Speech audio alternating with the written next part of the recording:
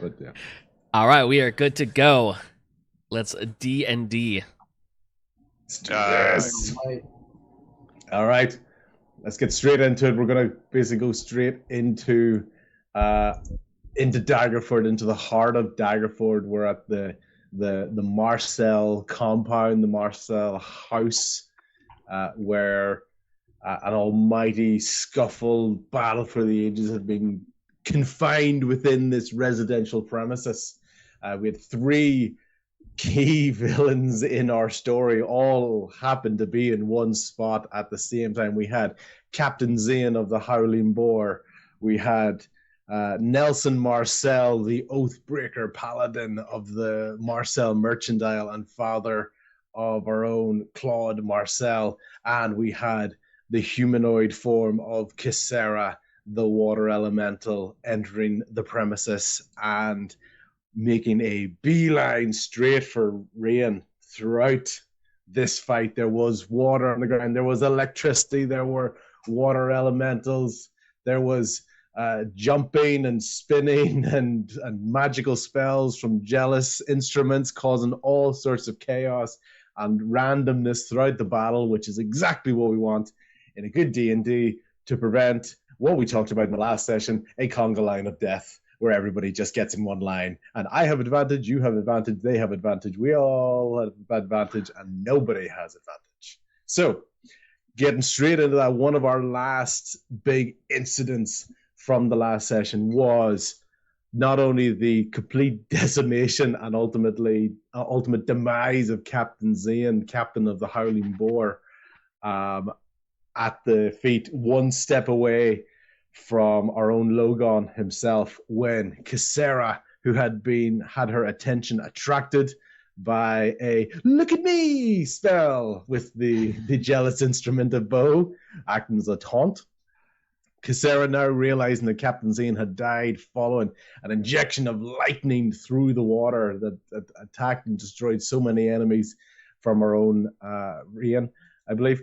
And Casera was able to step over, realize her opportunity in that moment, take the blue shell that had been around Captain Zane's waist, and almost with little to no effort, just completely crushed it in her hands, almost to dust. Just the power of this shell, the spikes and the sharpness of it, the shine of it had no impact on her whatsoever. Just turned to almost dust in her hand as she screamed at her newfound freedom, which led to her exiting the Marcel household, not without one extra look towards Rian, just to almost sadistically thank her for the help that she had provided all those years ago, that gave her that little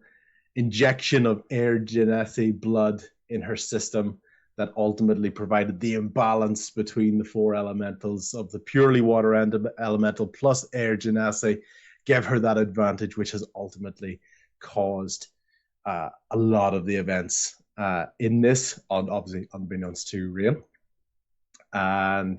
And with that, there was an almighty showdown as well between Nelson Marcel and Claude Marcel in the household.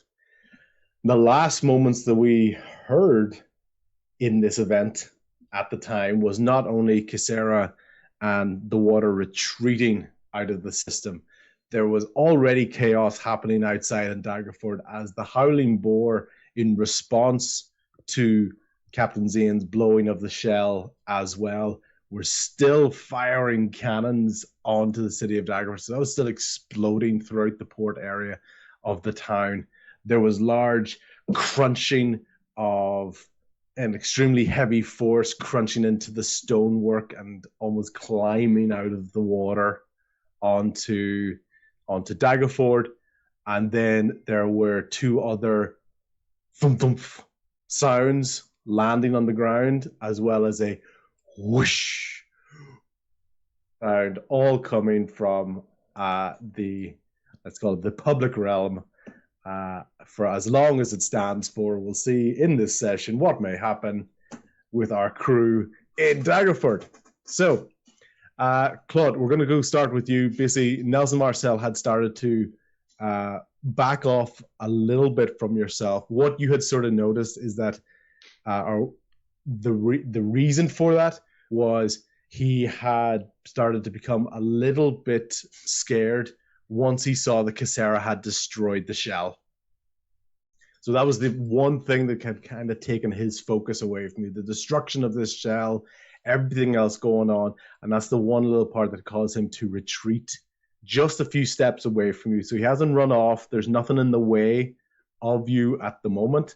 He's still looking at you, but you can see that he's visibly taken a few steps back from you. He's still got his sword very much in place, the glowing red sword of the Oathbreaker in here with Nelson. And he's still looking at you in the eye, but you can tell this is the first moment that his eyes twitching a little bit off to the side in reaction to what Casera has been able to do.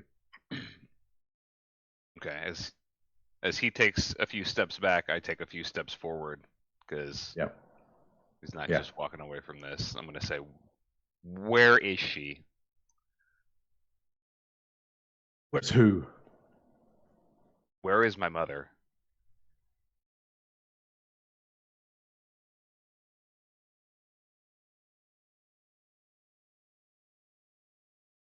Believe it or not, she's closer than you think. That's not an answer. Boy, to demand an answer from me. I am your father. You already abandoned me once. This empire that I built was for you. I had to take Rickard, of all people, under my wing. This was supposed to be for you. You joined the Temple of the Helm, and instead of using it as a networking opportunity to help rise your family up through Daggerford, you had to become all holy about it and actually believe this crap that they talk about. Who the hell are you to demand anything off me? Look, what is wrong with the empire that you have now? Look, you've raised through politics without me. I don't see Rickard doing anything wrong. Had to make sacrifices that you have no idea to be able to get where I am. All without you. You were supposed to be by my side. You are a disappointment. Ouch. Damn. Regardless, our mother, we grew up motherless, and are we to believe that now she's still alive? Have you been hiding her from us? I never said she was alive. I never said she was dead. It's convenient, isn't it? To exclude the truth. Sometimes a child asks the questions that they truly want to know the answer for, and for the longest time you buried yourself in your books and your gods and your religion looking for your answers, when all you had to do was come back to me, and I would have helped show you the way. Well, here we are, and you're not leaving until I get an answer. Well then, come and take your answers. Question the room. So Zane's dead. Casera and Nelson are the only two in here, enemies? So Casera basically withdrew from the property. So basically she destroyed the shell. She almost kind of transformed into the water. Basically she almost glided out of the house altogether. And with that came all the water that was at your feet and the water elementals. So it's basically just you guys and Nelson inside the house at the moment. Okay. And Zane is graveyard dead. Yeah, Zane is graveyard dead. Okay. He is dead and is not alive. So yes. Okay. Yes. And the reason you sort of get that is the idea that of Casera actually being able to take the shell from that. So that's kind of this is no sort of trick heartbeat. His heartbeat stopped for 2 seconds to make him seem like he's dead. No, it's like boom, got it, dead. The howling boar is still pelting the port town with cannon fire. Every so often you're hearing steps, just bangs and shakes, and kind of shaking the camera just to give that sort of boom, boom, boom, boom. They're not feeling as well as you go around.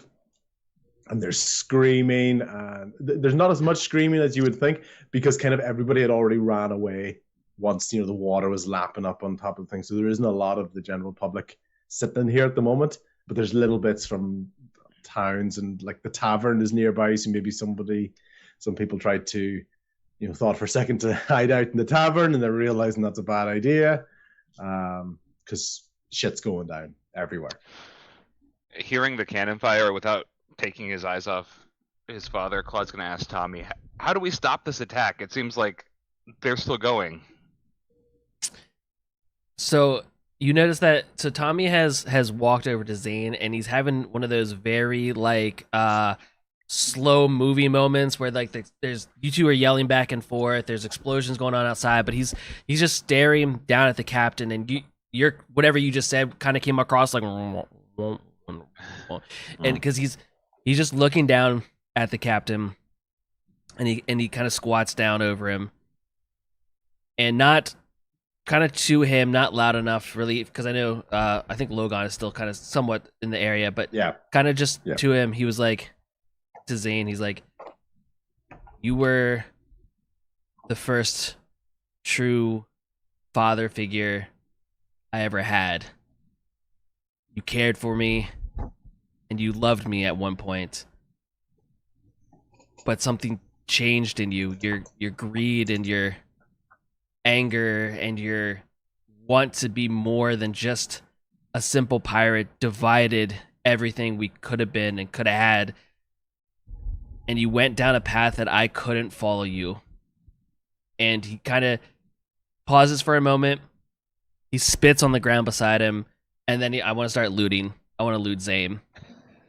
Yep. As and then as I'm kind of going through his pockets, the Claude's like, how do we stop this moment? And Tommy in the middle of looting kind of looks up back at Claude and what?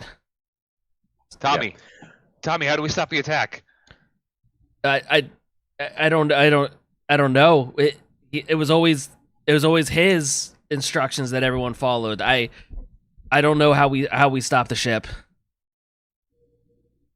Just before Claude, in that sort of split second that Claude's probably about to say his next line, Tommy, could you roll an investigation check for me, please? Yeah. Can you roll it? Rather than give you the D6 inspiration, I'm going to give you this investigation check with advantage, because you know Zane and you've been around him. There's going to be a hiding spot for things, where that might likely be, etc.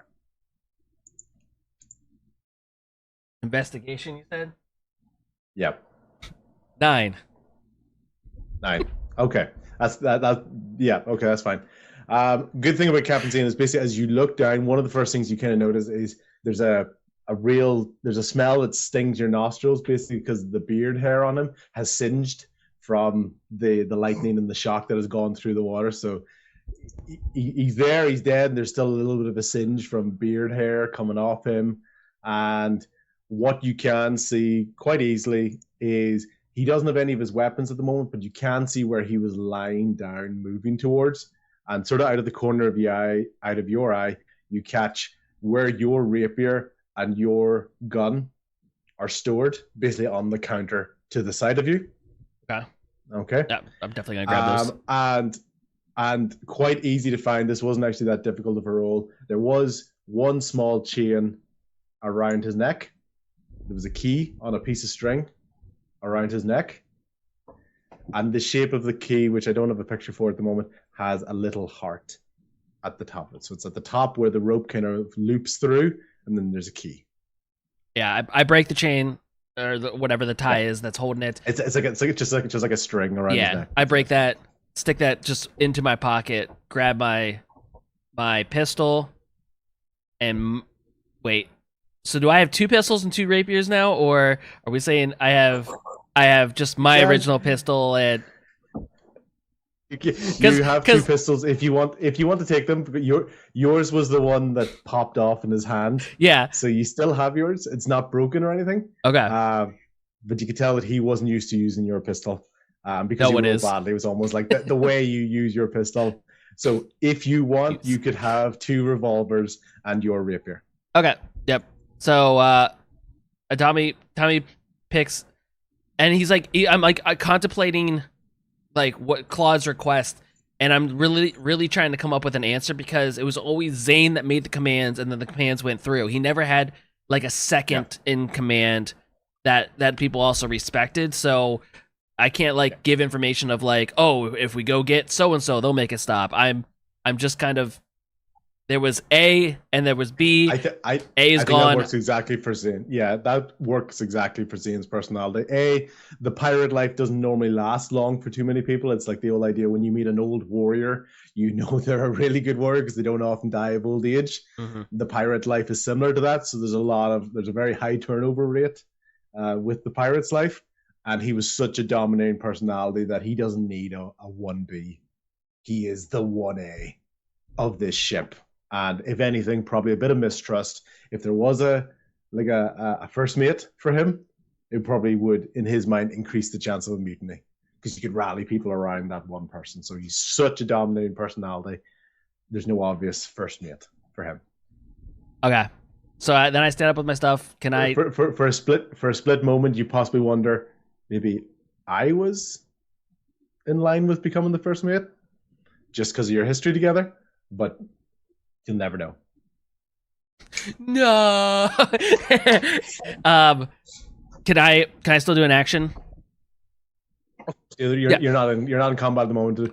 There may soon be an initiative once we kind of go back to Claude because he's kind of in that split second. And Bo, if there's something you want to do, we'll pop over to you in a second. Cool. I will. Tommy, what's your action? Actually, no. I'll just pass back to Claude. Tommy just stands up with both of his pistols and just kind of turns towards Claude's father. Cool. Bo, in that moment, as Tommy's sort of coming back out of his seemed like a long time contemplation. I apologize. I will bonus action reload those pistols though because I'm pretty sure they both have gotten shot. So yeah, very good. Love it. So Bo's gonna see tensions are very high. Actually, I believe I'm still invisible. I don't know about that. You actually you did do. Came out. I think you did do one action and then you came back. So yeah. Okay. Because you were questioning how does this type of invisibility work, and it was you did something and came back. Yeah. So using my pan flute. Using both pan flute to avoid any unwanted repercussions or side effects, I'm going to cast Calm Emotions. Since the tensions are really high, we're not in combat yet, but Claude seems conflicted about taking this any further. Okay. But yeah, so I'm going to cast that. So you didn't trade that when getting your new instrument. You kind of did you have like a pocket instrument? It's almost like an ankle holster for a gun. Did you have a pocket pan flute? I had a hand drum. Yes, I believe that I gave to. Yes, George. That's right. Okay, cool. Okay, that's fine. It was the one that I made my mage hand play. Yes, you did indeed. Okay, cool. So you've got a pan flute. You're still hearing a little whisper because if there's anything a jealous instrument is really not going to like, it's another instrument being used. So, okay, yeah. Well, so calm emotions. Yep. You attempt to suppress strong emotions in a group of people. Each humanoid in a 20-foot radius sphere centered at a point your choosings must make a charisma saving throw. A creature can choose to fail this saving throw if it wishes. If a creature fails, one of the following two effects, and it would be you can the one that I would choose is you'd make a target indifferent about creatures of your choice that are hostile towards. So make him indifferent to us. Okay, that's fine.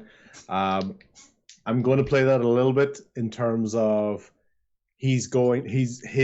so I'm imagine you're kind of pointing this in the general direction of Nelson. Is that correct? Yeah. I mean, I would sort of I'm going to 20 center foot it around Nelson. Yeah. Yeah, because Nelson, I feel like, is the one that we can't really control. Yeah. So you're not like doing a spell on Claude, going, "Calm the fuck down," will you? Well, I mean, maybe, yeah. It's okay. It's only. Well, don't worry about it. It's cool, man. It's cool. If anything, I should probably try to get Tommy in on. He's the one pointing guns everywhere. Not everywhere, specifically. Yeah. Specifically at Claude's father. That's fine. So because you're not using your powerful weapon, okay. So there's no downside to that. I'm going to roll this with advantage. It's an extremely, extremely strong set of emotions he's got, but I'm going to roll this with advantage. All right. Just as a nice way to be like, okay, yeah. I'm just attempting something here.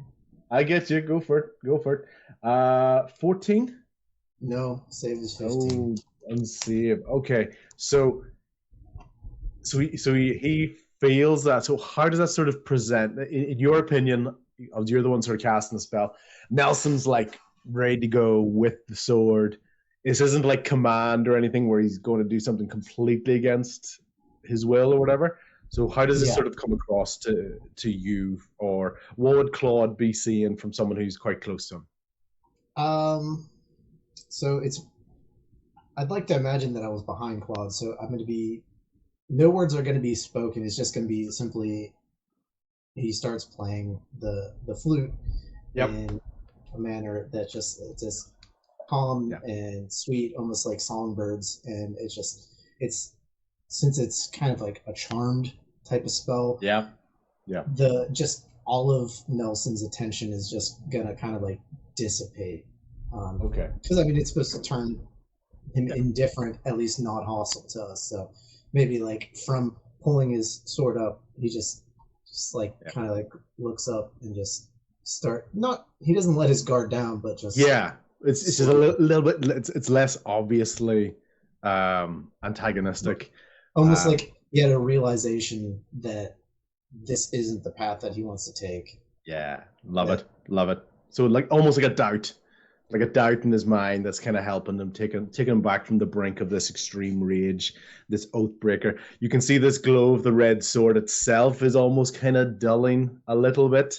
In that, there's a little bit less intense of a red glow from this sword, and it's maybe not quite up as high sort of position. It's more a little bit like kind of across the chest, almost slightly defensive, just in case, because he's not going to go completely prone with it.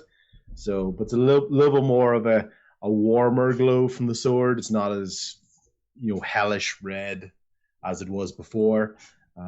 You were saying a song like Songbird, so I'm almost kind of like, when do birds suddenly appear? And just everyone around it is sort of like relaxing with that. So, okay, so that's working. So basically, Nelson's far less tense at the moment.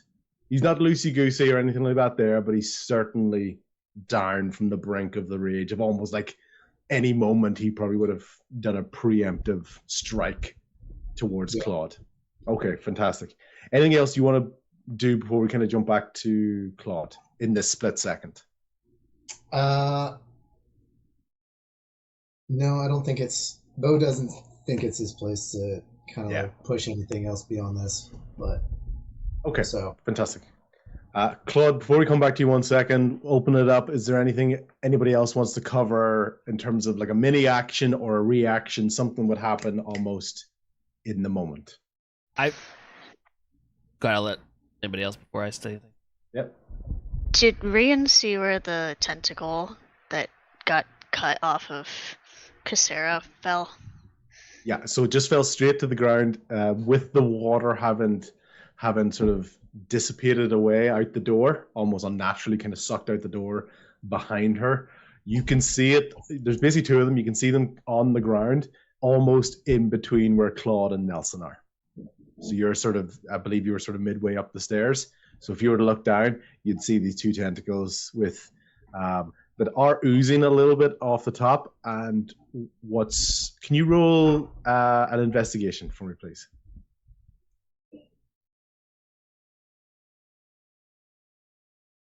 Oh, that's a 20 plus 4. 24. Excellent. Right. So you are focused in on this. This is Casera's dismembered body. All of your attention is on that. While investigating this, it's so focused in, you even briefly forget where the hell is Tobin, because you're so focused on these tentacles. Okay. And what you can see is at the top where they're bleeding, it almost looks like two blood colors are coming from the tentacle. One is like a deepish purple, which you would sort of more closely associate, a deepish purple blue that you would associate with kind of Casera's skin tone, the way she is. And the other is a blood color that looks closer to your own. So if you think of yourself in terms of like your blood in there, because it almost looks like two different colors that are kind of slightly dripping out from that. As opposed to just a big pool of red blood. If it was like a human, it almost looked like there's two colors kind of meshing and, lava lamping, kind of in amongst each other. I'd just like to pick those up, and I have a thought that I would take them back to Jarvis if we meet up with him again and see what his thoughts might be. Okay, fantastic. I'm going to suggest that just because it's in between the showdown of Claude and Nelson Marcel, you're not going to walk down just yet to pick them up. Okay. So I don't think you can kind of walk into the middle and go, "Excuse me, guys. Excuse me. Don't mind me. Don't mind me. I'm just gonna pick up these tentacles. Don't mind me. I'm not gonna get in the way." So I'll just keep my eyes on them to make sure I don't lose them. Excellent. So we'll kind of have it that basically when you're leaving, let's have it that you automatically pick them up, as opposed to having to remember to do it later on. Okay? Cool. Yeah. Cool. Anything from Logan or Tell at the moment? Can I heal? Can I cast a spell? Yeah, I guess I could. Absolutely can. Am I close enough to Bo? For cure wounds? You could walk towards them. I think you kind of get the feeling with Nelson Marcel being a little bit less on edge. It's not like a if anybody moves, he's going to strike moment. So yeah, you could do that. I'm going to cast level 2 cure wounds, which is 2d8. Fantastic. Oh boy.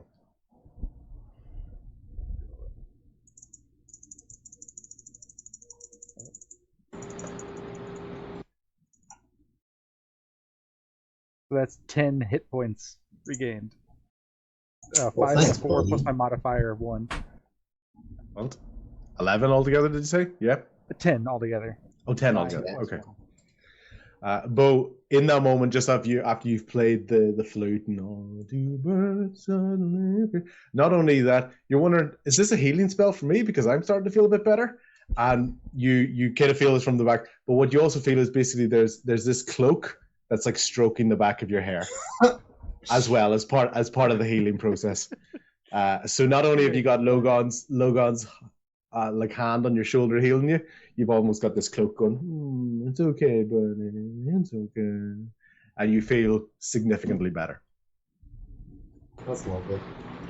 Is anybody else hurt that needs healing? I'm kind of hurt. Tommy's not looking Okay. Thomas, let's get you patched up, bud. Well, unless you have something that's a distance heal spell, you're on top of the stairs and I'm down below. So I have a healing word, which anybody that can see within 60 feet. Is that cool, Radishing? We good? Yeah, that's fine. You can kind of twist around the top of the stairs so that you can basically, have the high ground on Tommy as you're like, take this healing. I just picture him like up over the railing. Hey, buddy, are you doing all right? Feeling better? Yeah. Okay, how low are you? I mean, I could get like I'm at 19. My max is 33. Oh, okay. Hold on. Frick. You do whatever you feel is I'm gonna hit you with a appropriate. 1. 9. So I cast Healing Word on him, and I blow him a kiss with 9 points of healing. Thank you. So Tommy, this blown kiss action from Tel up in the stairs, the way you feel that though is like right in your tummy. It almost feels like a tummy rub, like a belly rub. So it's a belly rub of healing. It's a warm one too. It's a warm belly rub of healing that you're feeling. So you're feeling better, but from the belly up. So, I will say it's a lot harder to look tough pointing 2 pistols at somebody when you're getting a loving belly rub feeling at the same time. Like, yeah. I'm serious about this. No wonder Thank you. Rusty wants this so badly. So yeah. I get it now. A magical feeling of belly rub of healing from Tel. Fantastic. Cool. Okay, Tel, just so you know, you've kind of moved around the stairs and you're pretty much right beside Ryan on the stairway as well. You kind of move down a little bit towards her to be able to look down towards Tommy. Okay, perfect. And then she's like focused on the tentacles. So yeah. Perfect. Do I have eyes on Claude and Papa? You're looking right down the stairs at them. Okay, perfect. And then Logan, there's a moment that for a split second you think you hear clockwork. Just for a very split second. No one else really pays attention. Everyone's sort of focused on it, but for some reason for you, you hear a... And Lower just gonna kind of look around, confused, trying to figure out where that sound's coming from. Exactly. Okay, cool. Claude, we're going to bounce back to you. So basically, a lot's happened in this moment. There's been a nice bit of healing going on. It's been quite quick. Thankfully, it's been helped by Nelson being far less reactive because only so much would have happened. Someone who's in that defensive mode doesn't wait around for everyone. Because you guys, you done your healing? Huh? Okay, okay if I go now? So yeah. So yeah. So Claude, you are looking at your father as his emotions calm down. There's a very brief moment if you look at him. I want you to roll perception for me, please.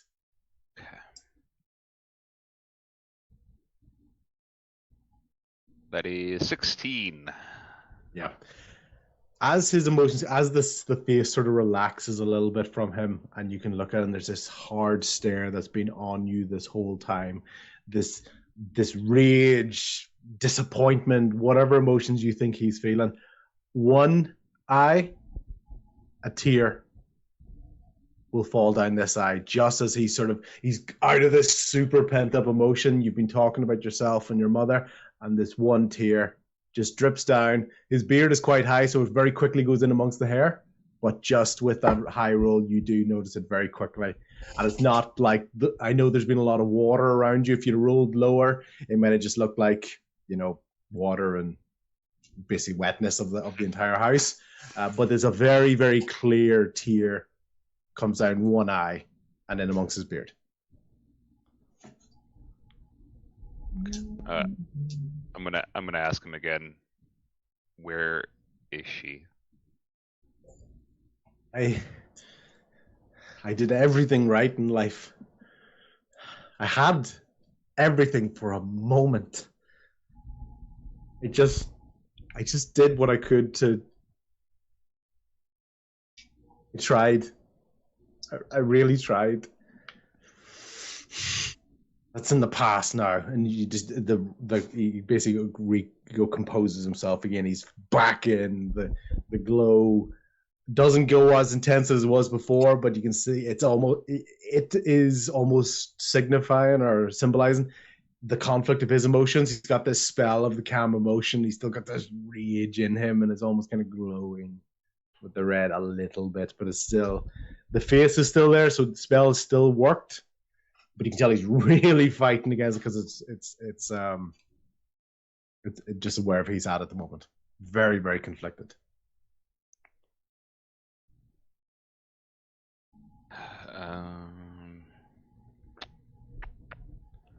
Didn't mean for this to happen. Okay, so Wasn't supposed to be like this. Now it's Claude's anger is starting to bubble over, and he's gonna ask again, but he's gonna yell it as a command. Okay. Can I cast it as a command spell? Yep. To ask him the question. Yep. All right. And that's a DC 15 Wisdom saving throw. Where is she? Right. So, just to give you the concept, he only rolled a 5. Okay? He only rolled a 5, so there's little to no.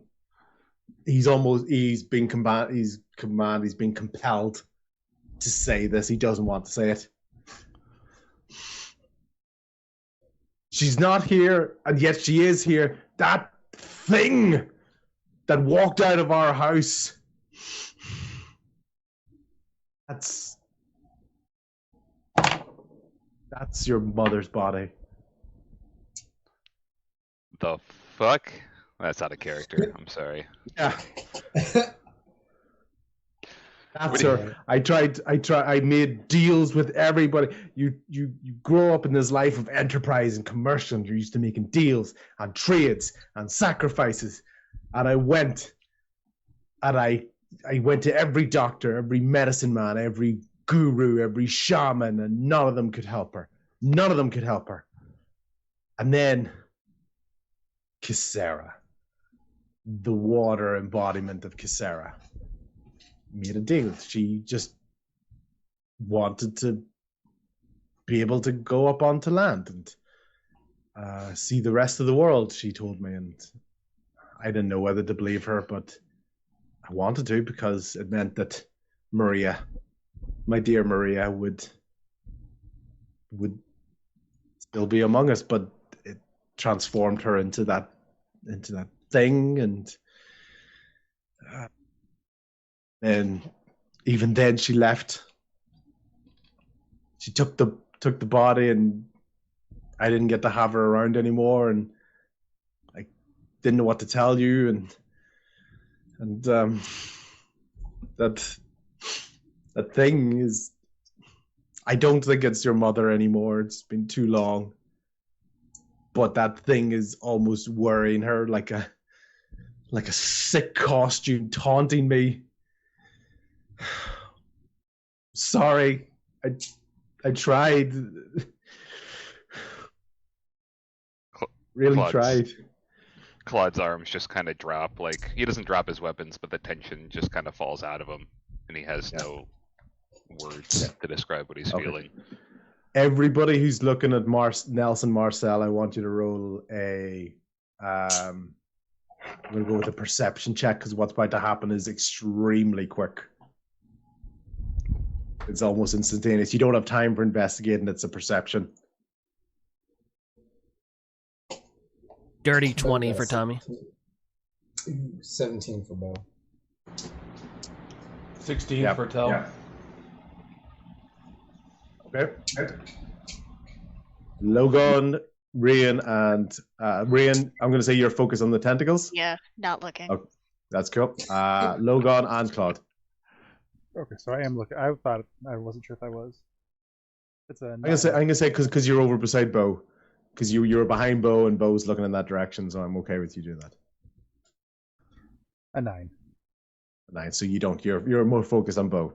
That's okay. 13 for Claude. Claude, you're too focused on your dad. Okay. Bo, Tommy, Tel, from your distance, in a moment you just hear a quick footstep, and you hear,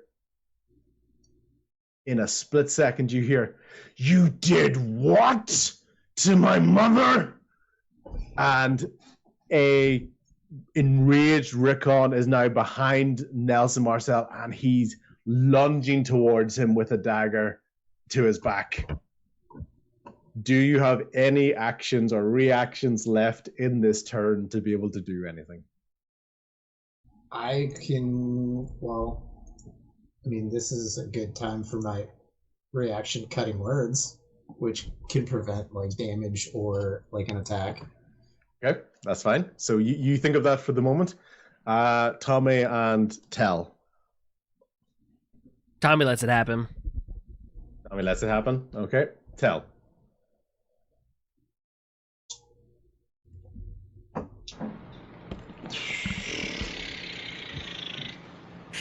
Don't blow raspberries on him. Hold on, calm down. Let me give you a belly rub. The world-class belly rubs. No. Okay. Yeah, no. Cool. Oh, you're up. Split second, cutting words. Tell us what's happening, what you're going to try to do. Yeah, I mean, my focus has been on Nelson and like the surrounding area of Nelson while I'm playing the pan flute, and as I see Rickard lunging out with the dagger, I turn my flute in to kind of like almost like point it at it, like almost like I'm throwing the flute, but really I'm throwing the spell. The spell. Okay. At the dagger to like kind of deflect it, and really all it is. I mean, I don't know how you want to do it. It's just, what is it? I use it at, what is it? Where is it? It's reaction. Yeah, all it would be is I make it as a reaction when a creature you see within 60 feet makes an attack roll, ability check, or damage roll. You can expend 1 bardic inspiration, roll the die, and subtract the number from the creature's roll. So okay, cool, that's fine.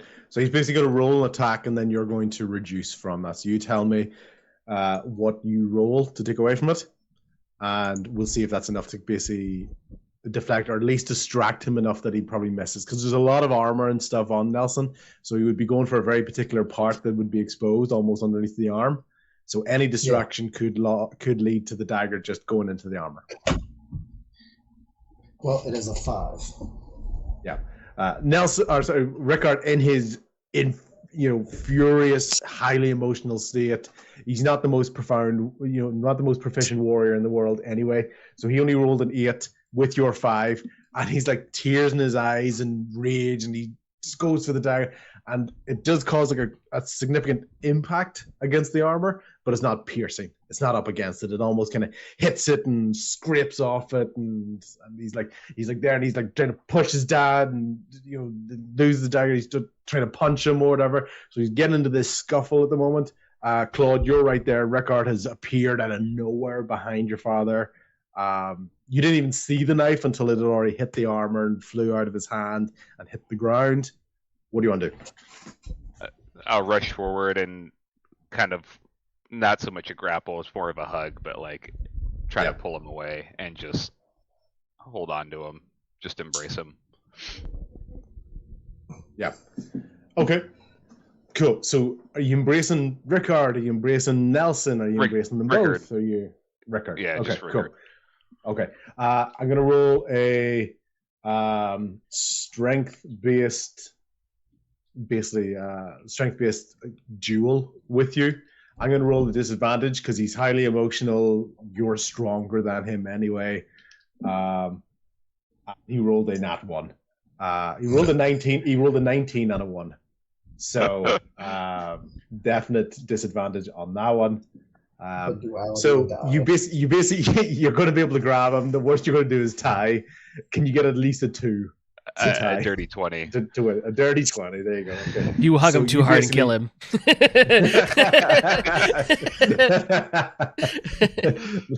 Like Lenny and the rabbits. No, Rickard. Okay. Right. Okay. Yeah. You easily basically scoop up Rickard, and he almost wants to fight against you, but it's far too strong of a hug.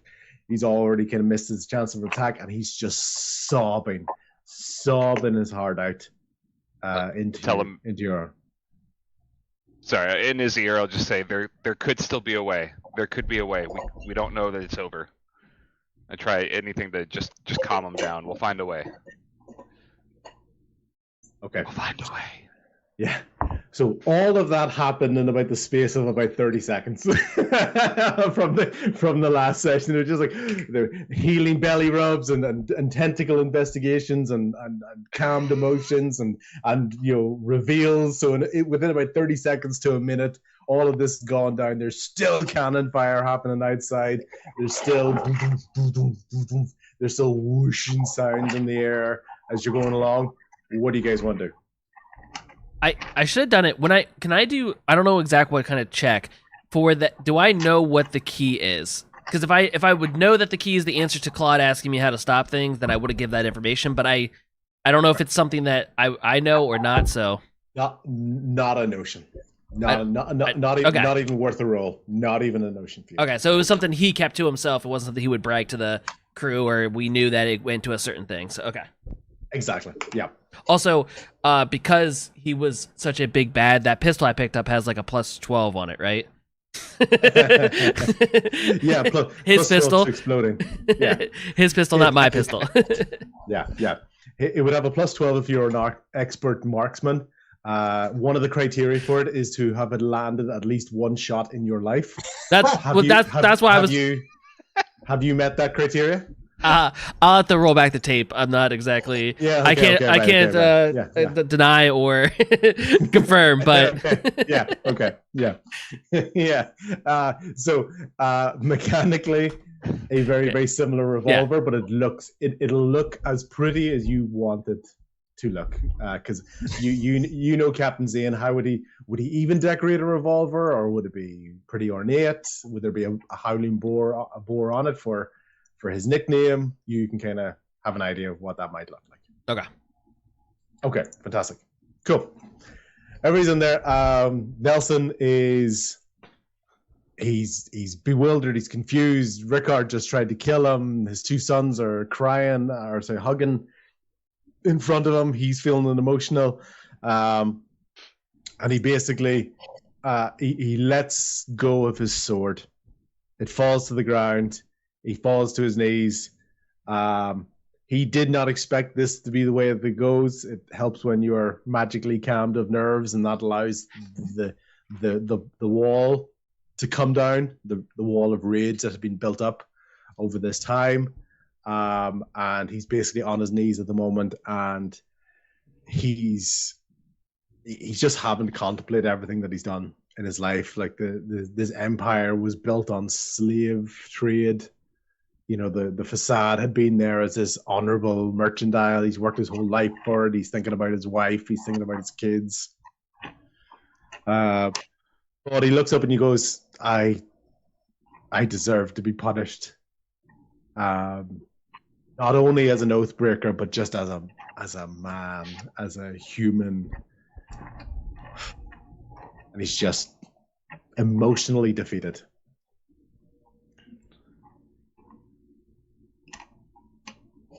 I was going to ask him, was it you that turned Niall into what he is today? Was that monster, Nelson? I didn't do enough to stop it. I knew about it. Yeah, and just more and more stuff is coming. Logan, tick tock, and then Bo, basically you're just thinking about this, and he's there. He's thinking about it again. So yeah, he knows that he basically goes. He wasn't in the inner circle of my plans. He thought that Captain Zane was an enemy of mine. I think he went out to try to take care of Captain Zane himself. But when he got close to him one day, there was a young man that distracted him at a port that led to his capture. That's Can he be saved? All I know of that. Claude, he's not there anymore. He's not Niall anymore. Can I insight check to see if he's being completely you can. honest about that? Yeah. Alright. Yeah. 12. As the response with most insight checks, just to not completely give it away from you, you believe he is telling the truth. There isn't really, there isn't even an attempt at a deceit roll from him on that. You just get the feeling just his heart is pouring out at the moment.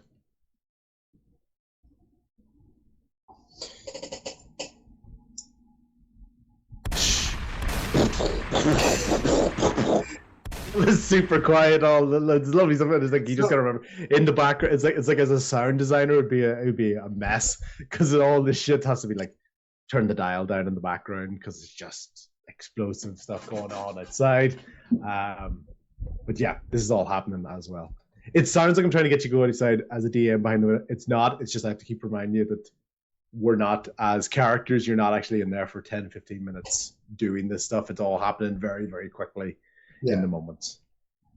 Logan would like to investigate the ticking. Yep. Okay.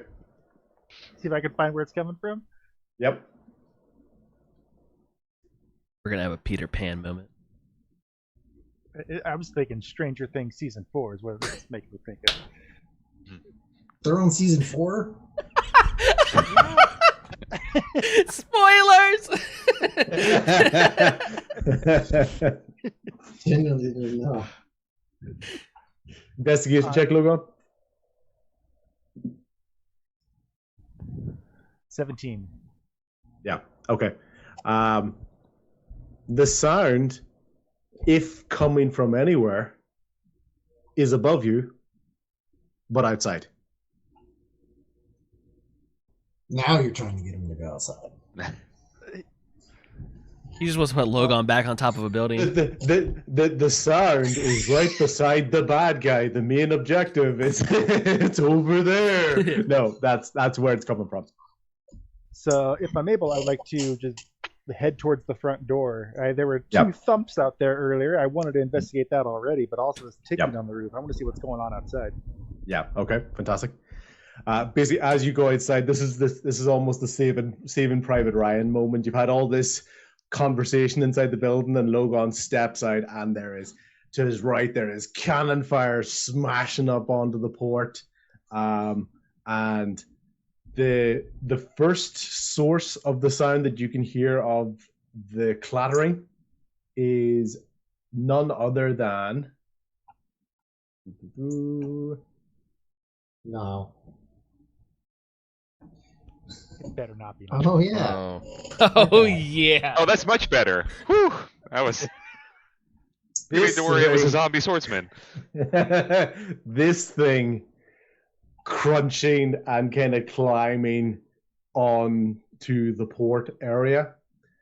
As it is climbing up onto the port area, you can see the humanoid form of Casera as well, staring it down. So obviously the scale is way, way different. Like Casera is like here, humanoid form. And this thing is towering, and they're almost in this split second that you're looking before everyone else reacts. What you see, Logan, is what you know to be Aid, this fire moving volcano top, climbing out of the water onto the port of Daggerford. It's also being hit by some of the cannon fire, and you can see it's taking a little bit. It's kind of moving a little bit. It's not like completely oblivious to the hits. It is doing it a bit of damage, and Casera, with a bit of bleeding from the side with the tentacles, is confidently striding up to it, with all the water around her feet, and she's almost walking on top of this water. So she's striding face to face towards the Aid and towards the edge of the water. So Logan is like completely in shock, eyes just bulging out of his head. But he'll look back into the room and be like, hey guys, the volcano's here. Right before you finish that sentence, I want you to do a dexterity saving throw for me. Oh. Oh wait, saving throw. This one. Yeah. And tell me what the 16. skill of your cloak is also going to do as well. Is it like a plus? Is it to basically you taking damage? I think it was I have to find that. something about perception checks. Where did I put that? Discord. Alert. Yeah. So the cloak can grow and rearrange its eyes as well as its dark vision, and will attempt to alert you if it spots hazards, giving you an advantage on wisdom perception checks that rely on sight, which is not this particular scenario. Because the threat that you're under, you can't see at the moment. He does get plus 2 AC. He does. That's right, doesn't he? Yeah. And immunity to and resistance to acid damage. Yeah.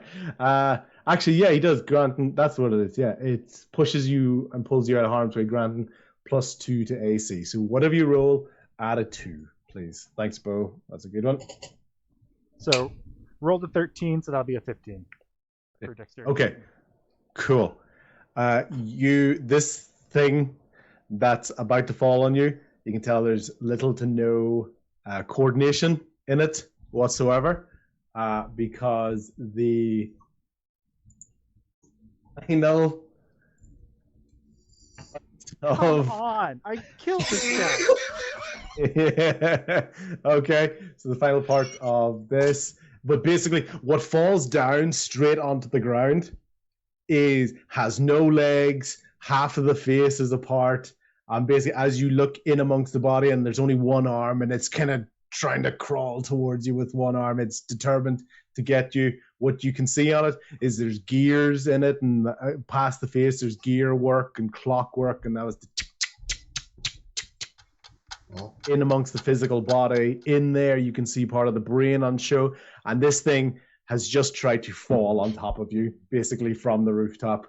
It's missed because the cloak pulled you out of the way, and it's just trying to drag its one arm towards you. It has no kneecaps for you to aim at anymore.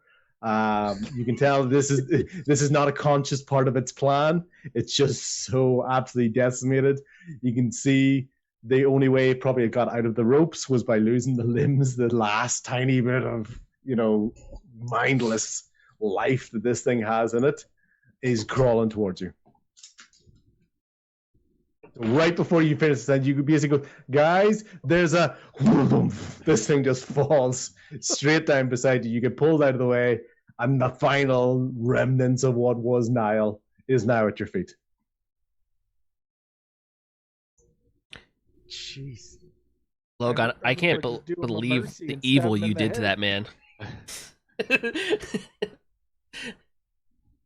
You want to stab him in the head? Yeah, let's do it. Yep, go for it. Basically, you're not missing. This thing is you're not missing. It's not being. Oh man, if you roll on that one, go for it. Just don't roll a 1. Okay, cool.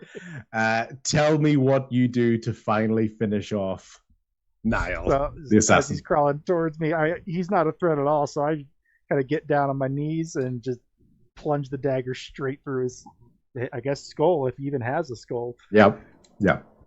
So it has a skull. It has the brain earlier on that whenever you, I think it was it? I'm trying to think. It was Rian. I think it tried to mind meld with it, if I remember correctly, or was it Bo?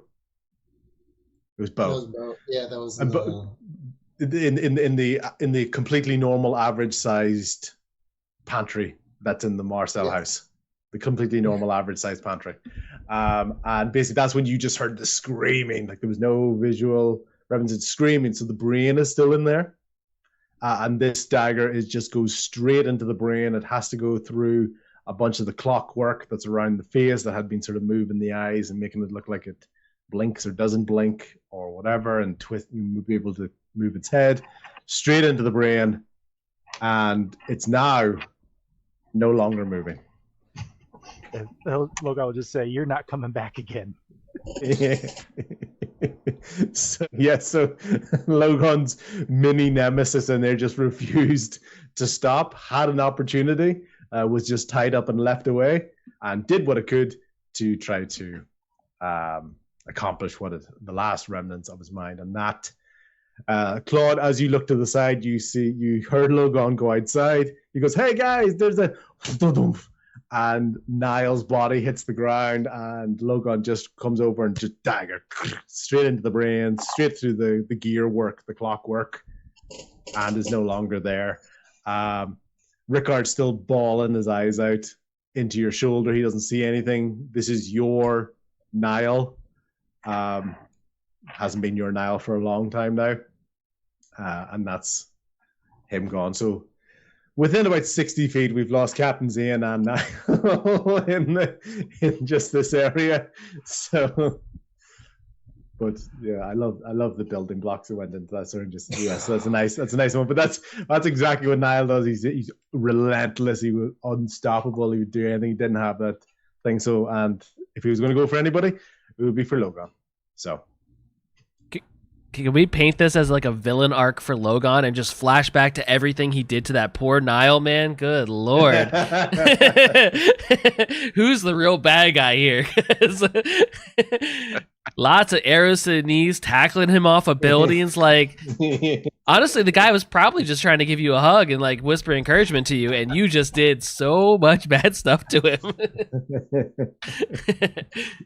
At that moment, Niall's wife comes along and his small child goes, "No, Daddy!" No. Okay, yeah. Logan, thankfully, your cloak moves you out of the way and prevented Niall's final attempt to do anything to you. Give the cloak a few little scratches. Yeah. Okay, fantastic. Cool. Everybody looks out and sees Logan basically stab Niall. This massive body and metalwork just hit the ground and Logan with ease. Bo's gonna turn to Nelson, sees all that happen, because Logan calls our attention. I'm gonna turn to Nelson. Nelson, all of this is you're doing, from Casera to Niall, and if you want to reconcile for this. Well, right now, Daggerford is in shambles. The council, or what do they call it? Yeah, no, you're right. They're in shambles right now. Yeah, it was like the sheath and the belt. Yeah, that's it. But also exactly. Who are they that they became? That they're all dead. Oh yeah, well they're not all dead, but yeah, a couple of them are dead. Yeah, you got yeah, a couple of them are dead. You got True Storm's dead from Niall getting him at the ceremony where the miners had him kidnapped.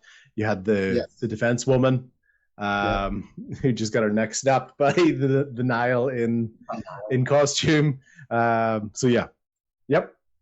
If you need to, so there's no one here.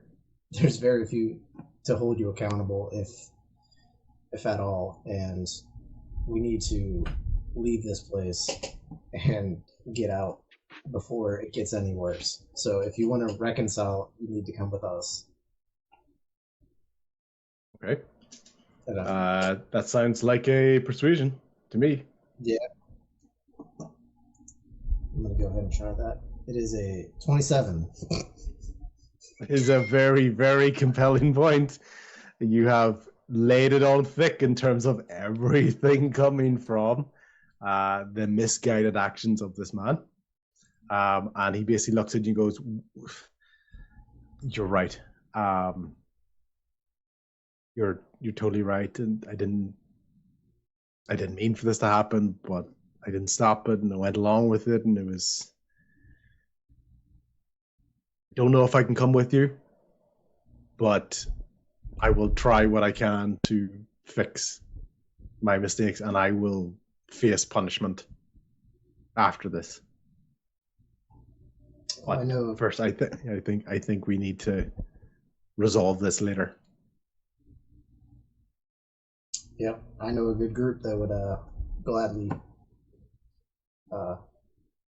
give you punishment for your actions. Yeah, very good, very good. Okay, Claude, you're with Rickard. Rian and Tell are at the top of the stairs. Rian, probably this is sort of the first point you can kind of walk down and pick up the tentacles and sort of really investigate this, just so you have that, and that action has been done. Logan has bravely killed a clockwork man assassin outside. Tommy, you are there near the back of the room with double guns, a new key, and a warm belly. A warm belly rub feeling. Anybody want to do anything at the moment before, I imagine, we're going to step outside. Call for Tobin. Okay. Oh, yeah.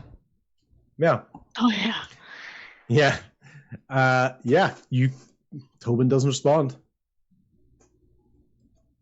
Oh man.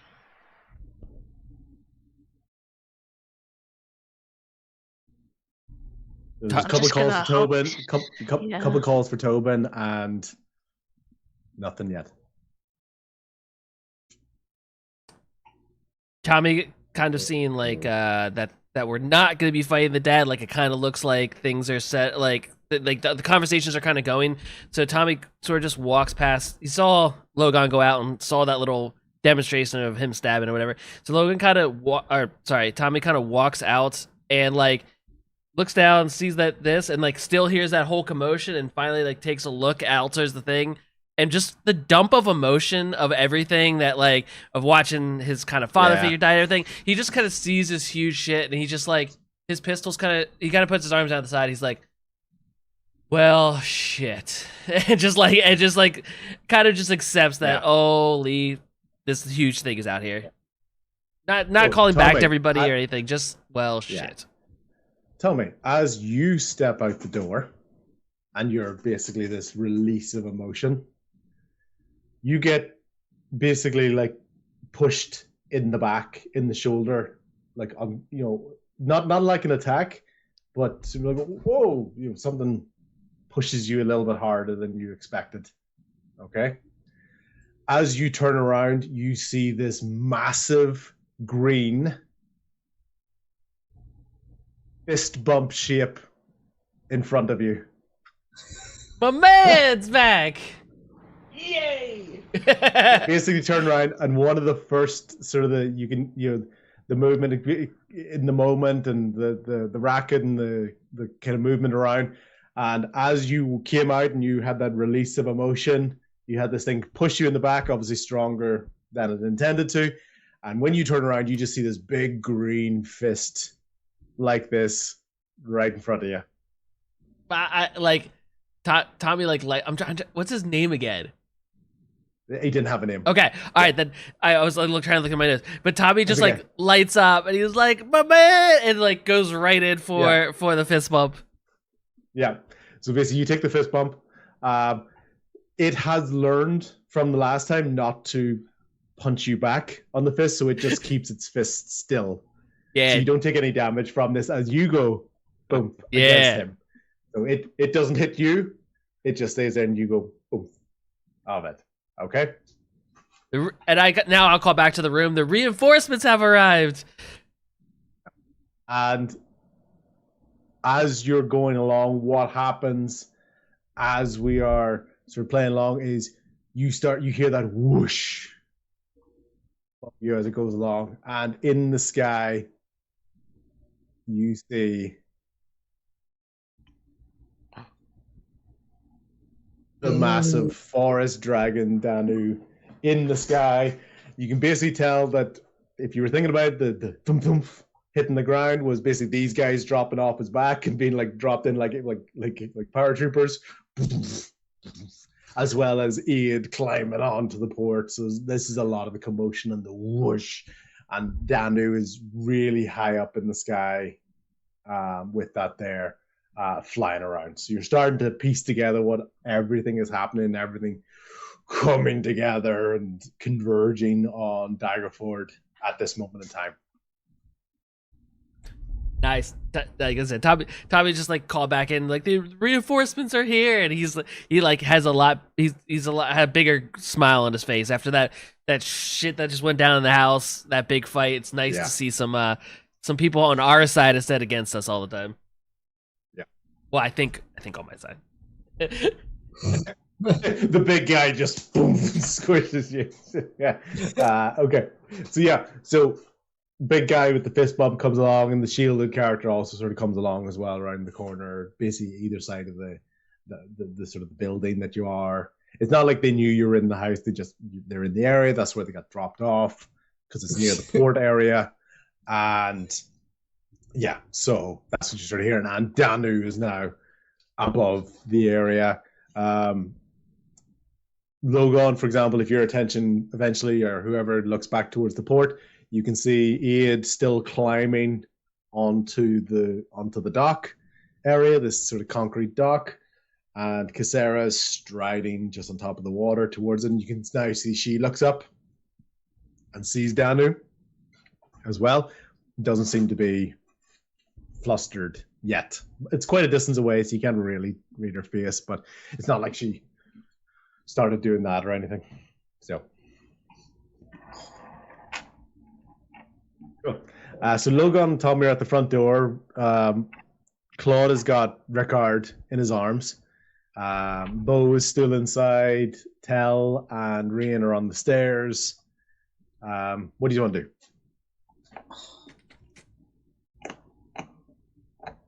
And if somebody says take a long rest, I'm going to very quickly deny that. I mean, I'm out of spell slots. I'd like to take an 8-hour long rest, and it's why a DM plans battles that are multi-stages, so that people don't think they're too easy for a TPK. I'm gonna try one last thing to find Tobin, because I remember he liked chasing the Displacer Kitten. I'm gonna cast Minor Illusion and see if he'll come out to chase a little Displacer Kitten. Yeah. As you basically kind of, the Displacer Kitten appears in the house and runs around the house and goes out the front door and across the street and coming back, and you do hear across the street from where all the people were, and basically it was like a turned over cart that Tobin had sort of ran out into. Basically, the water came in and swept Tobin away. So the idea of the water coming in and coming out and coming in and coming out basically had brushed Tobin away. It's not like he was going, no. But basically, it had pulled him out into the street. And like there was like boxes and things that sort of been displaced and kind of moved on top of him. So you're right, he is now rushing for this Minor Illusion, and he runs up to it and he catches it, but he goes through it. Tommy and Logan basically see this. Even the big green, the fist bumper, kind of just leans down and knocks up the dog. The one with the shield and the spike hasn't seen this before, so he's like, this could be one of the enemies. He's pointing at Tobin. Tommy's like, whoa, big guy. He's with us. And kind of Tommy gives a little like double clap. Come here, Tobin.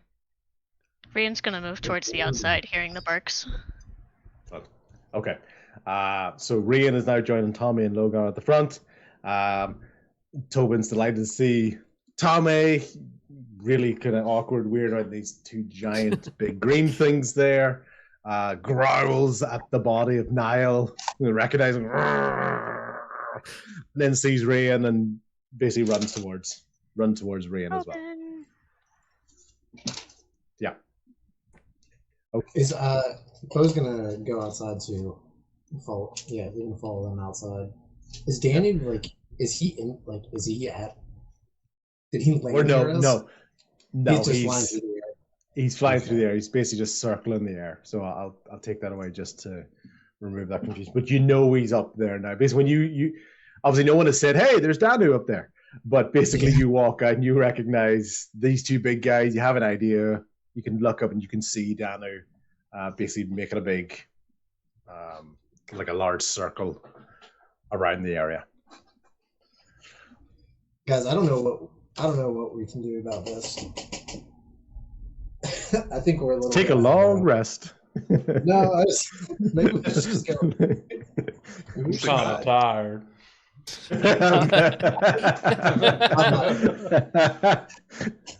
Think I'll go home now. And the party walks off into the sunset.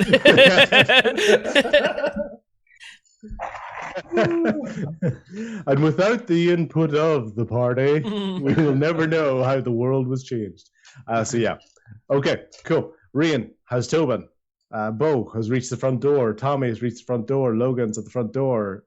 Tell and Claude are the only ones still in the building at the moment. Claude, you still have Rickard in your arms, and Nelson's on the ground. So I'm going to come back to Claude in 1 second. Tell, are you sort of looking to just follow Rian, or is there something else you want to investigate or think about or check before you go?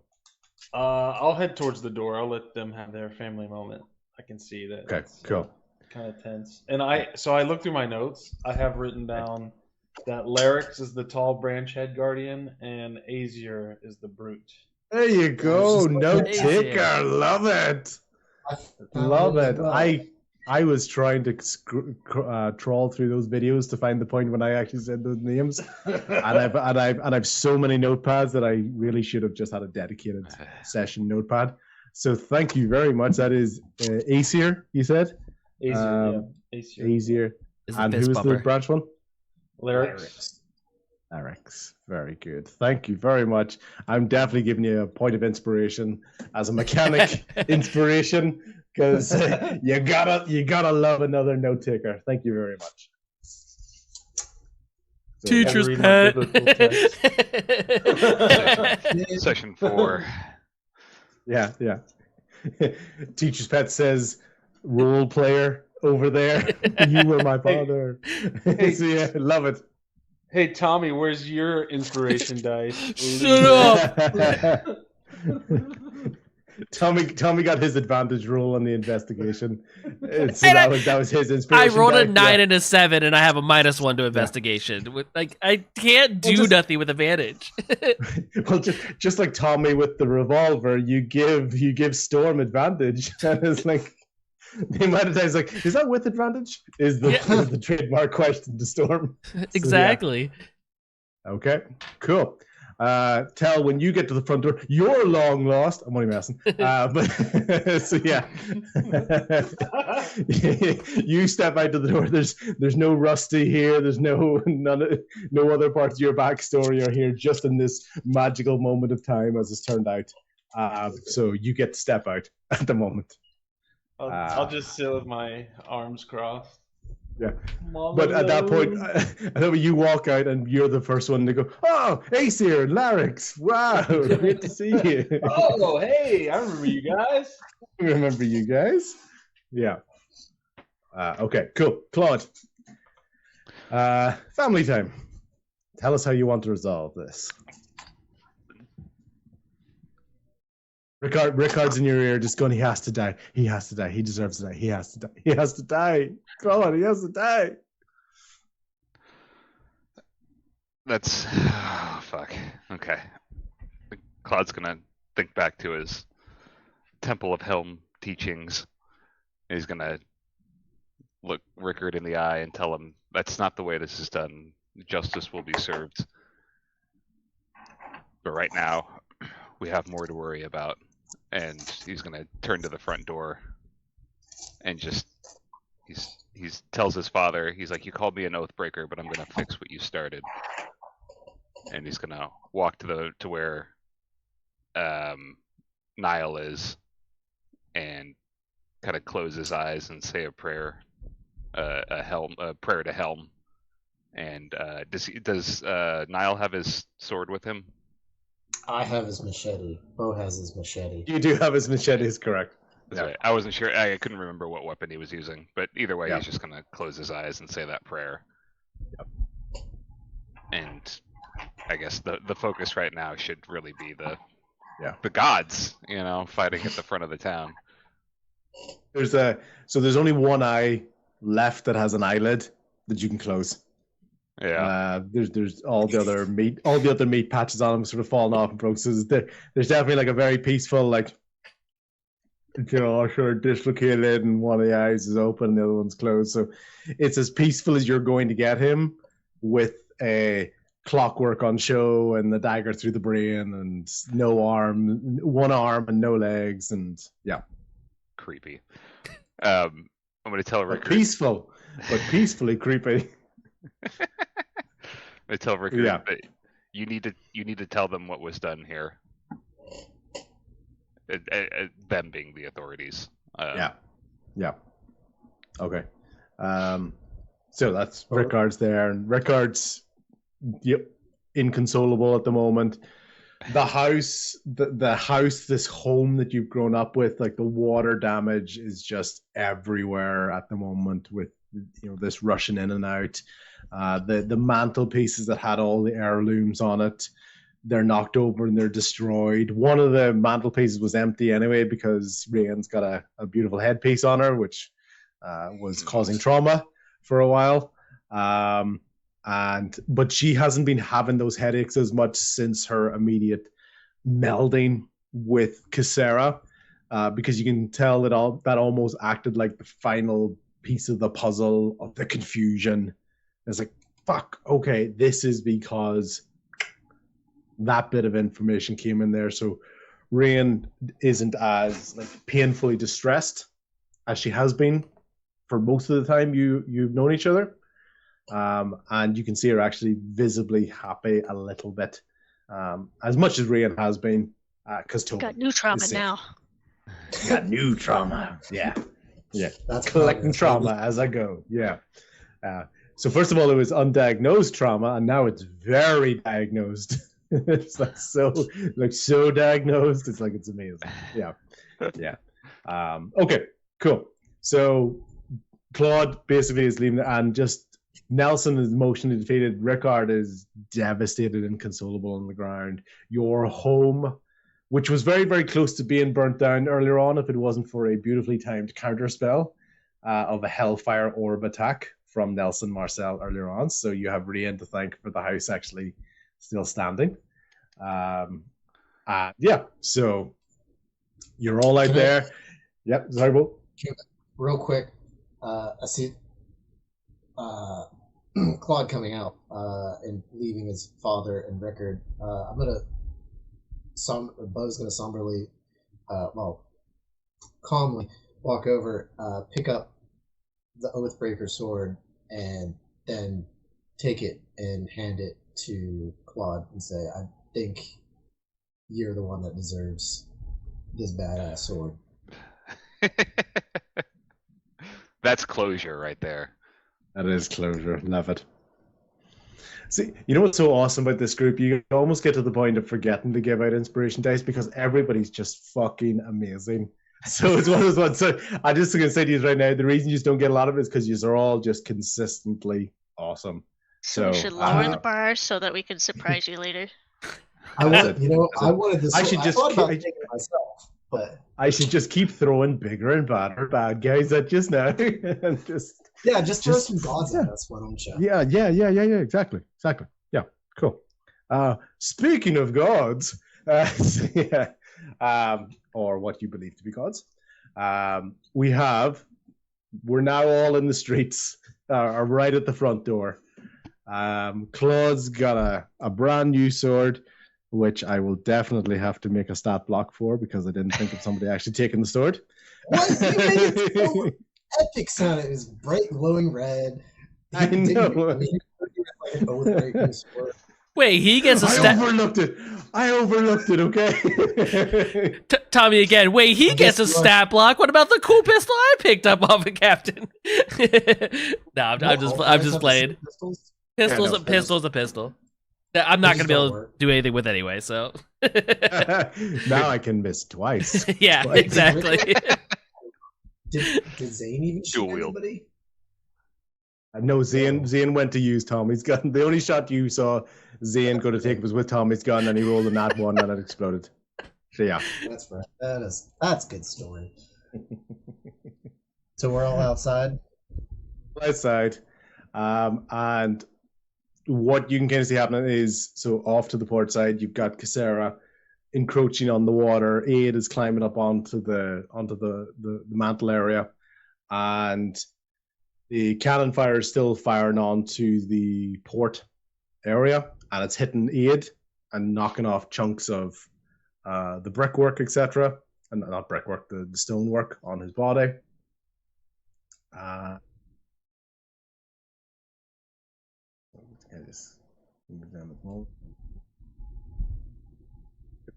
Really particular, and I'm going to. There you go. Just so the ship is pointing the right direction. Yes, I did wanted to make sure it was pointing at the monster. Okay, so yeah, so this is happening as well, and Casera is basically encroaching towards the water, and she's just almost gliding towards the water's edge as this is happening. So use well with it. Are Aid or Danu within 120 feet? Oh, use are well down the street from each other at this moment in time. You can see down the street from where the house was. It was a pretty decent walk, so you'd have to make a few strides before you get there. I see Logan is reconnecting at the moment, so we'll come back to him when he's ready. That's fine. So, one moment before it happens, so as this is firing, and from the air you hear one last whoosh, and then it stops in the air, and you look up, and crashing down, proper superhero landing, is Danu himself, right beside you guys. And he looks at Rain and he just goes, I thought I should get off my ass and take the advice of a wise Air Genasi. So, I'm taking responsibility for this. I don't know how this imbalance happened, but getting off my ass. Yeah, about that imbalance, I'm not sure what's going on, but there's something very wrong with Casera, and Rian's gonna take a moment to hand over the tentacles, because if anybody knows, and Jarvis isn't here, maybe he would. Yeah. So Danu basically reaches down and takes the tentacles off, and he's looking at it, and he says, yes, it's a very, as nature, by its very nature, is all about balance. And we can see this combination of deformation and ugly manipulation of this body that was Casera. Casera is bound to the water, but now she is land bound, and we can see in amongst this there's the mixture of the water elemental, but there's also this other blood form that's in there, which has somehow created an instability amongst the nature in Casera's favor.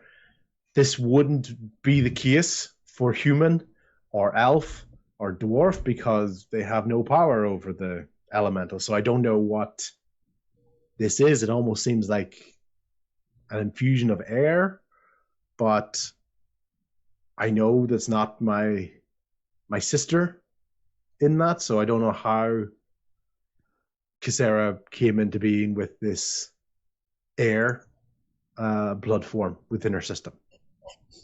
Rian's gonna share now what happened during that dreamwalks kind of sequence, and I think I've met Casera before. I just didn't know who she was. And would I also kind of vaguely feel like maybe a magical signature of like that feels familiar as my own in that blood? Yes. So when you're looking at that, you're thinking about the wound, that scar, that tentacle type scar that's on your clavicle. Basically, almost as the point where not only was it a slap and a scar, but it almost it like the sucker part of a tentacle almost sucked part of your blood out through it. I think somehow that's my blood. Danu looking down at you, he's thinking of the moment of the sass that you gave him, the disrespect that you showed him into the forest, but he goes, Don't worry, my child. You were only trying to help.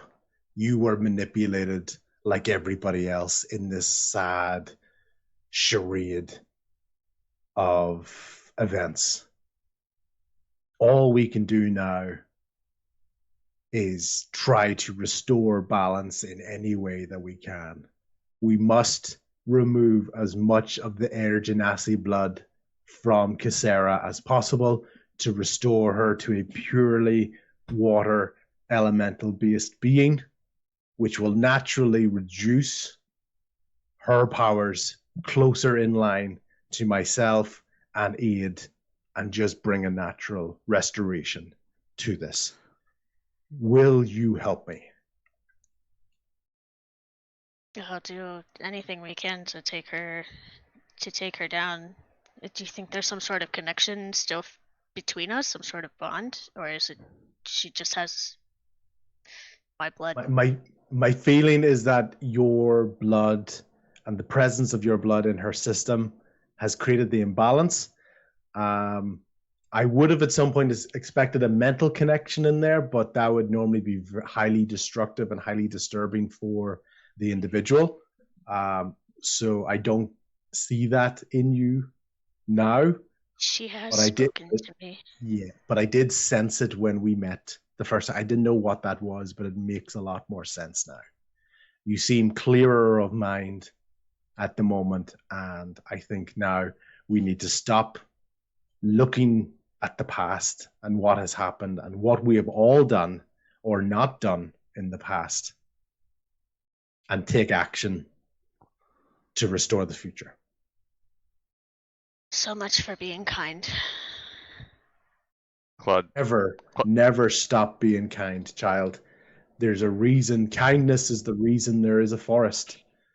It's why trees remain and trees are protected even though other trees are cut down. It's the reason that trees are replanted and planted and cultivated and harvested. Never abandon kindness. This forest needs to be culled. That's like a restorative forest fire. Seems destructive on the surface, but actually is the greater good. Let's take action. Let's do what needs to be done. And he puts a very large hand just onto almost your shoulder, but it's big enough that it's like your shoulder and your head. And he goes, "Let go and regrow." He flies up into the air, back into dragon form. So he's had that interaction. Yeah. Yeah. Go ahead before he goes. Yeah. Before he goes, I'm gonna step forward and ask him. Oh, fuck you, Claude. No.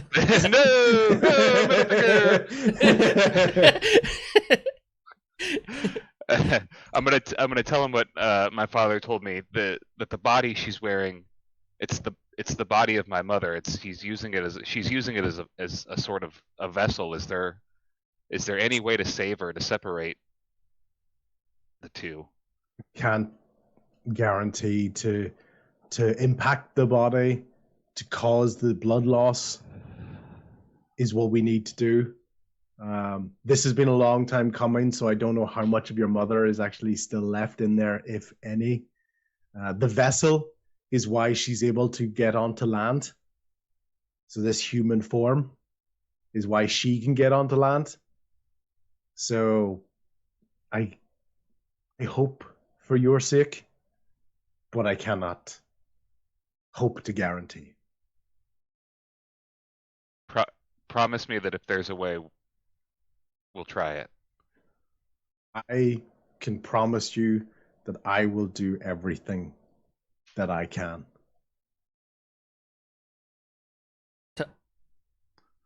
Tommy also steps forward and is kind of like, kind of pointing towards this big massive mountain and everything that I was like, and the ship's still firing. So Tommy's like, I might have a way to perhaps get the boat on our side.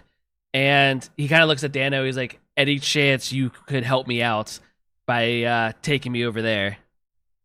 Because it's probably the fastest way Tommy's going to be able to actually get to that ship. Correct. Absolutely. And in that moment, your friend Aesir basically picks you up, puts you onto his shoulder.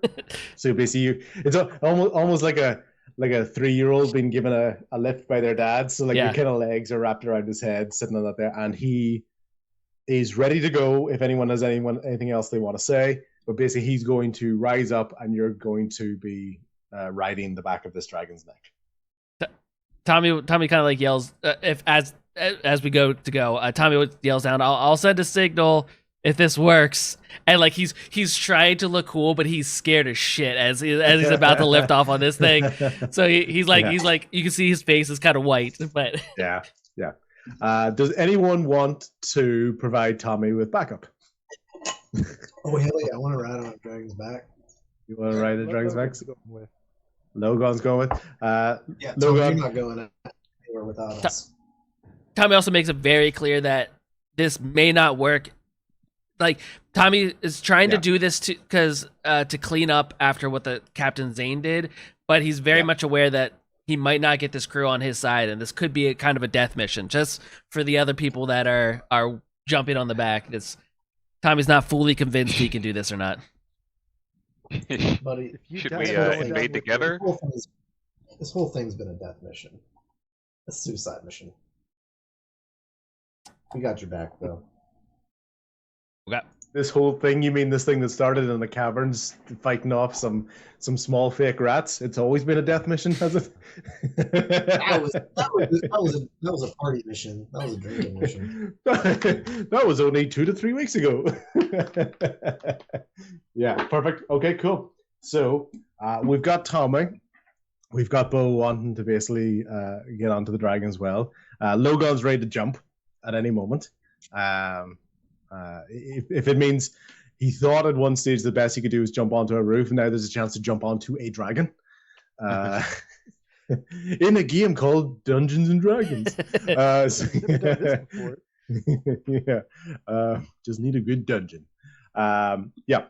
Okay, cool. Tell or Rain or Claude, and you guys want to stay on the ground? Do you all want to go to the ship? What's your sort of thought process at the moment? I guess riding the dragon will get us there faster, and it's probably better to stay together than separate at this point with 3 gods in the region. Yeah, so I'll come along. I'm just doing whatever I want to save us for Tobin. Well, that's what I was wondering is if the other smaller not god guys, if they were going to be making I didn't know the plan if they were going to be making like an attack at Casera and the mountain guy, if half the team should be there on that attack and me trying to go get the boat for like almost attacking from 2 sides kind of situation. So you get the feeling that when Danu is about to fly up, you get the feeling that these guys have Aesir and Larix, they've been planted on this side for that purpose as well. So they're definitely going to be a ground assault towards Casera, even if it's just to buy time or whatever. They're very much going to be a head-on attack. Aid, then even the way that Danu was talking, Aid is there as well to help restore this as well. So he's very much encroaching on Casera as well. All of them know that Casera has a significant advantage because she has these meldings of 2 elements that are creating a significantly more powerful version, as opposed to the even balance of all 4 elements, kind of not really being able to defeat each other individually.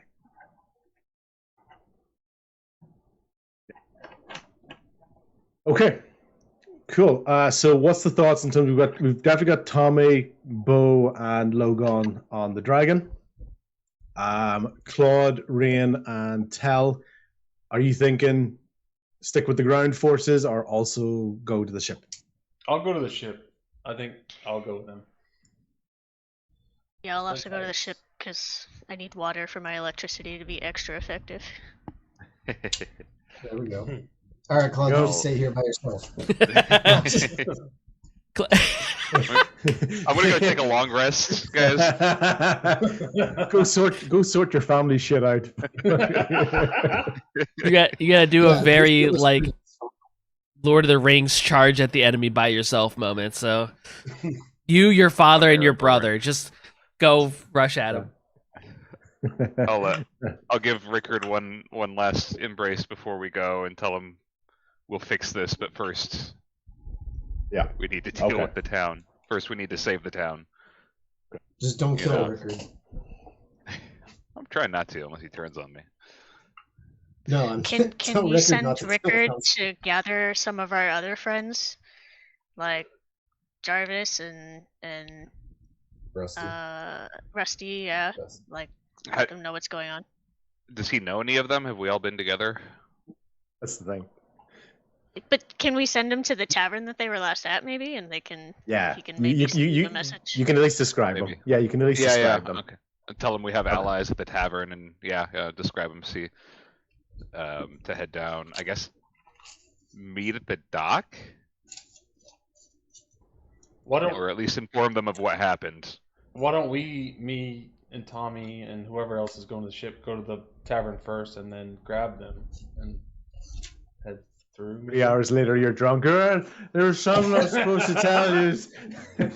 Oh shit! It's a glass out there. Something about a fight.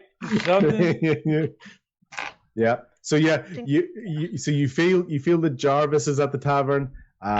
Rusty's near the tavern. You've got Beauregard as well in the tavern. So you know there's a couple of people there potentially. If you could at least get word to one, they can probably spread it to the others, and they can make a decision on their own. There's not enough time. They're adult adventurers. Later on, you just see them all running out of town in the opposite direction. We decided to run. Fuck that. I mean, I wouldn't blame them.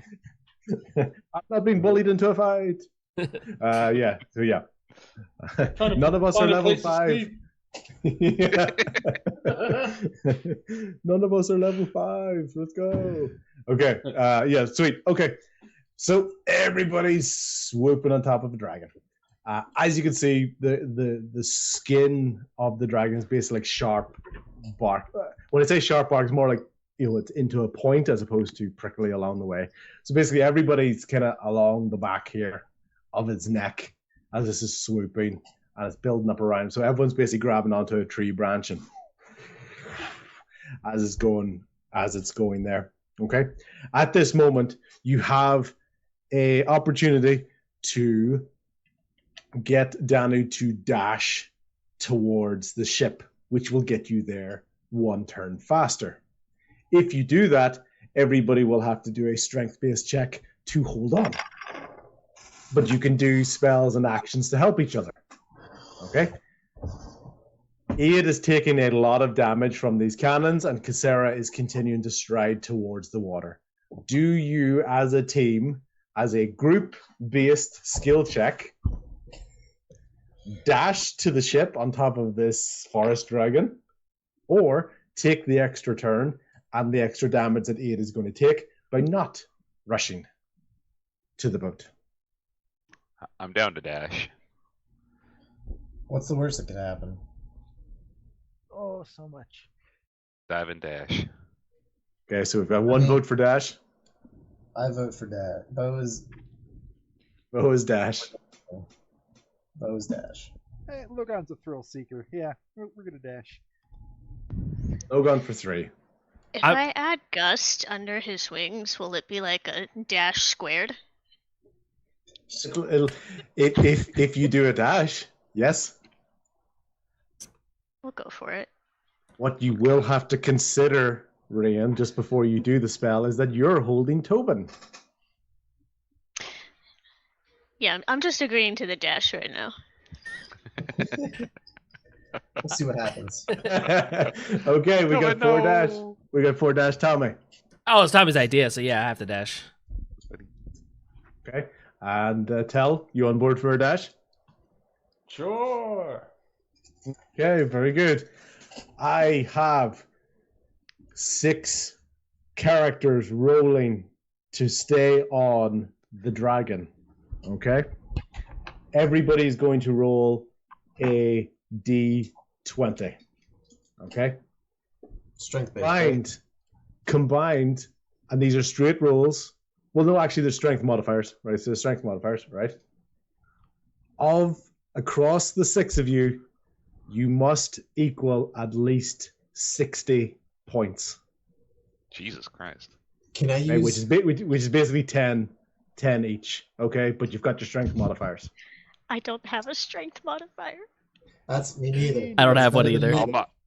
I'll modify for you. Are we allowed to use the inspiration that we got? Of course. Yes. All right. Cool. And then.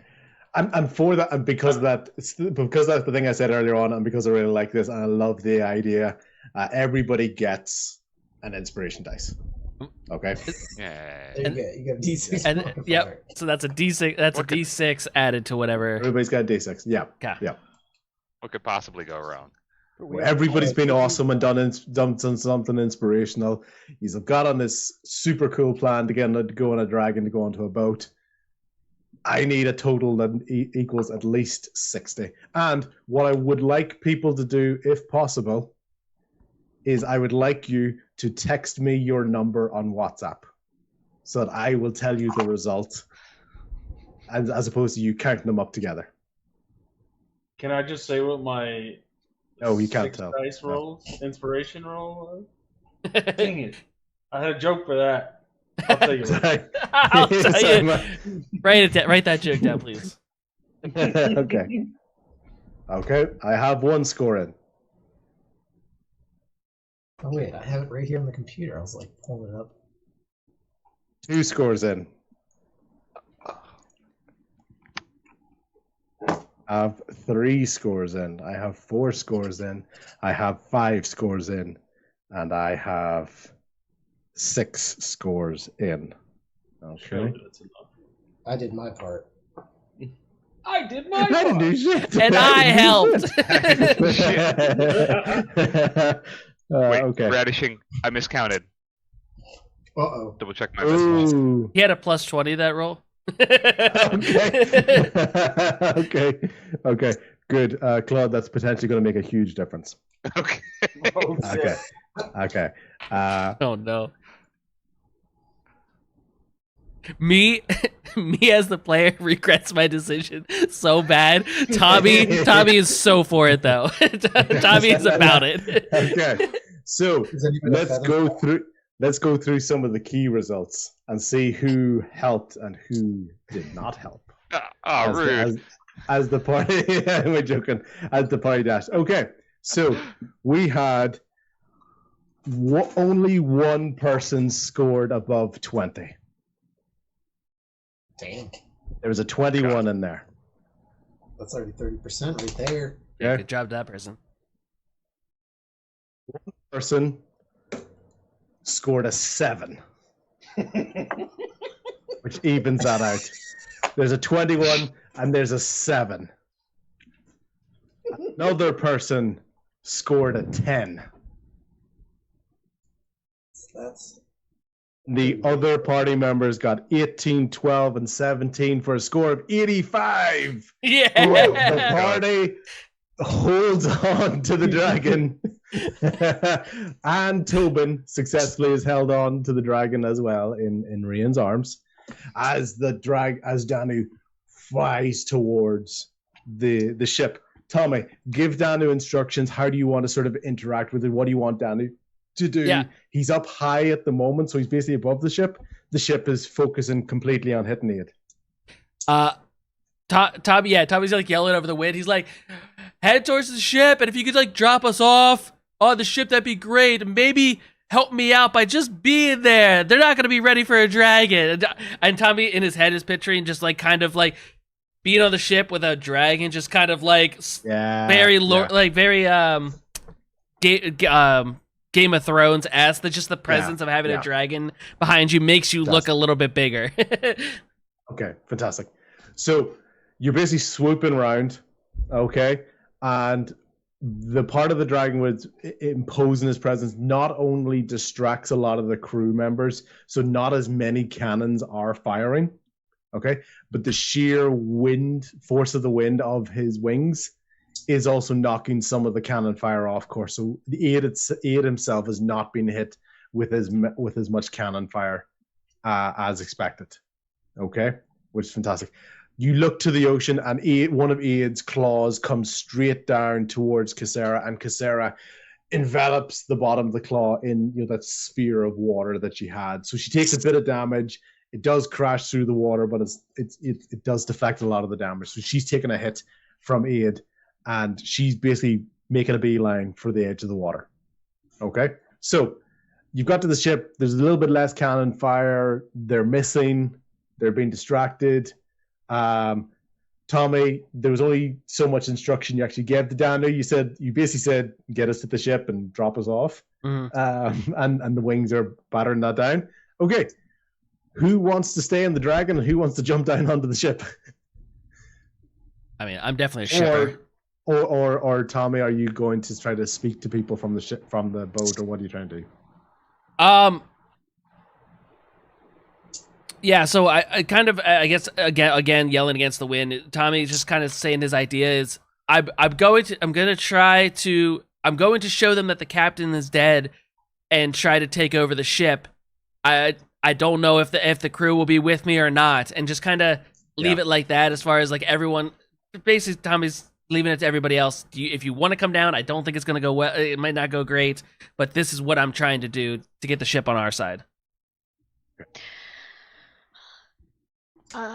Tommy, do you see anybody specific you recognize that's like high ranking on this ship?